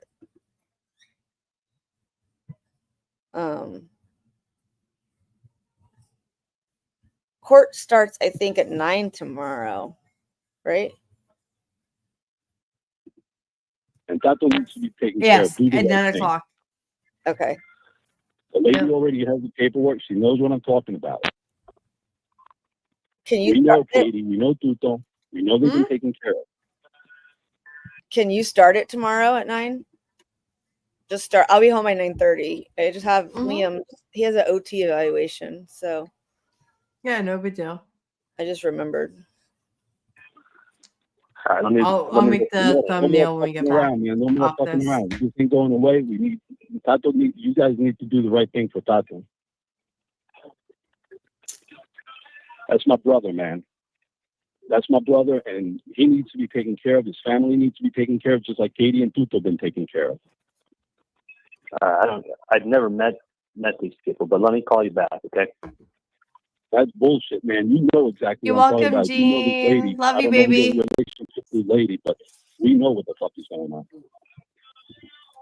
Let This me ain't call you going back. away. Take care of Tato just like you take care of Katie I and Tuto, am. man. Every call you back. Monday through Friday, baby. Don't forget to like and subscribe so you don't miss the next one. Yeah, so that was the that was them calling the what the hell is this? Oh, there you go. Do I need to make these bigger? There you go.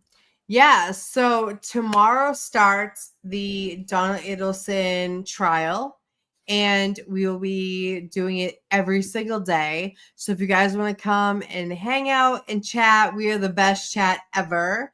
You can be whoever you want and say whatever you want. You can be whoever you want, and we have a really great time. Anyone over on X, please come over and subscribe on YouTube to Talk Time with Amy Boston and Kelly. Woo! Woo! Woo! Yes. Yes. We will be here at 9 a.m. Yeah, when Luis specifically said Wendy's name, I'm telling you. I mean, I'm just saying, like it was crazy. Hey, crazy. Was it Danny, one of our faves. She's an OG channel member. We love her. I've only been up for a few minutes, Danny. Most of it was Ames. Yeah, I've been up here for a long time. I actually have to get off and go be a mom. What? Who does yeah, that? I know. I just fell asleep. Right. What law enforcement? I need to need check some sleep. Yeah. I have to It be was- up early. it was God, my head hurts. The fact that Charlie and them had all been talking and all the wiretaps. Right. That's why they clued in the rest of them. Right. So. Amen. Donna's going down, and I have a huge feeling that she is going to testify for herself, like Alec Murdoch. Probably, like Charlie did. Absolutely. She's going to get up there with the, poor me victim. We know those people. She's a perpetual victim. Well, Wendy was. Did you see the picture when I sent you the other day last night? Wendy was out of court. Yeah. Also, Absolutely. let me show you this real quick because this is a fancy smancy thing that I found out today. Before we go. What? Yeah, Hold let's on. do it. Let me put this up before we go. Look where Auntie Deb is. What? Let me show you. Is he in Tallahassee?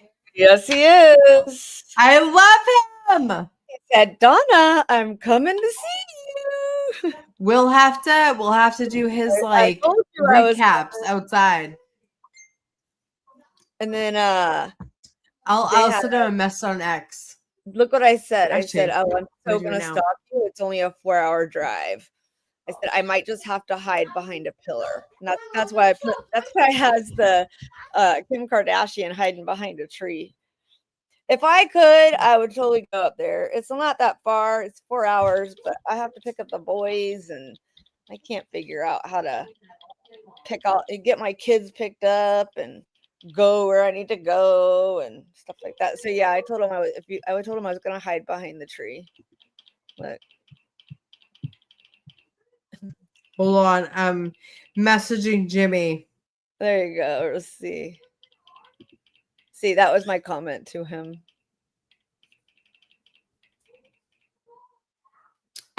I just messaged him. This case is everyone is talking about, and I'd be so, oh girl, trust me. You know who does the best is Brandy Churchwell, because she does. I'm almost done, babe. Art. You can actually see everything.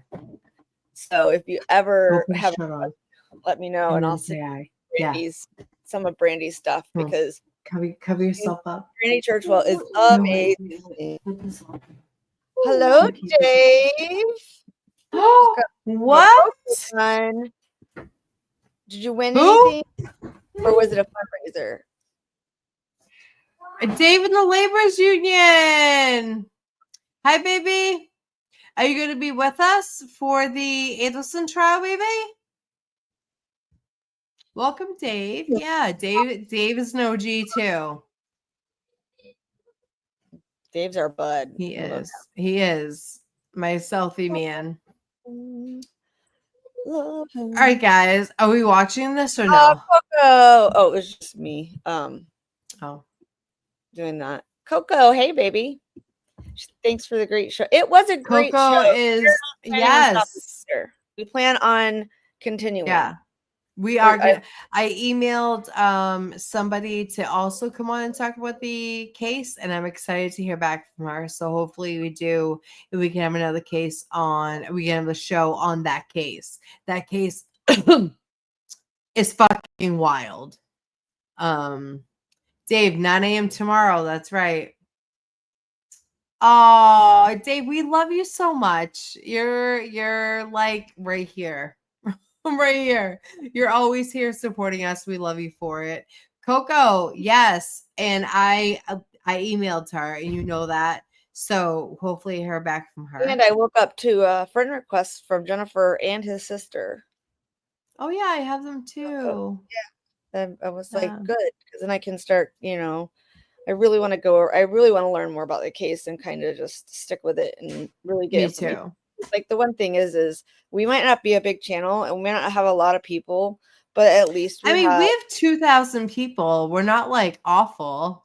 No, but I mean, I'm not talking down on us. I'm just saying we're a baby channel, we're a little channel. We don't do it for clicks. We don't do it for money. No. We do it for fun. We don't. And, but if we can get the word out to our little group, they know people and they talk to other people, and at least it's like talking, especially in Massachusetts area. That we do. That we do. Calypso, baby. My baby. Yes. All right, you guys. I have to go be a mom because I've been on here for almost 2.5 hours, and my son is desperately needing his mom. So we will be back tomorrow morning at 9 a.m. for openings, like for it's for Adelson. Second day 2. Second day, right? They always do. So we'll be here for second day. I will set it up. I hope all of you guys will be here. I will be here at 5 of 9, and we will do our damn thing. All right, girl. All right. We'll talk to you later. Love you guys. We'll see you tomorrow. Hospital.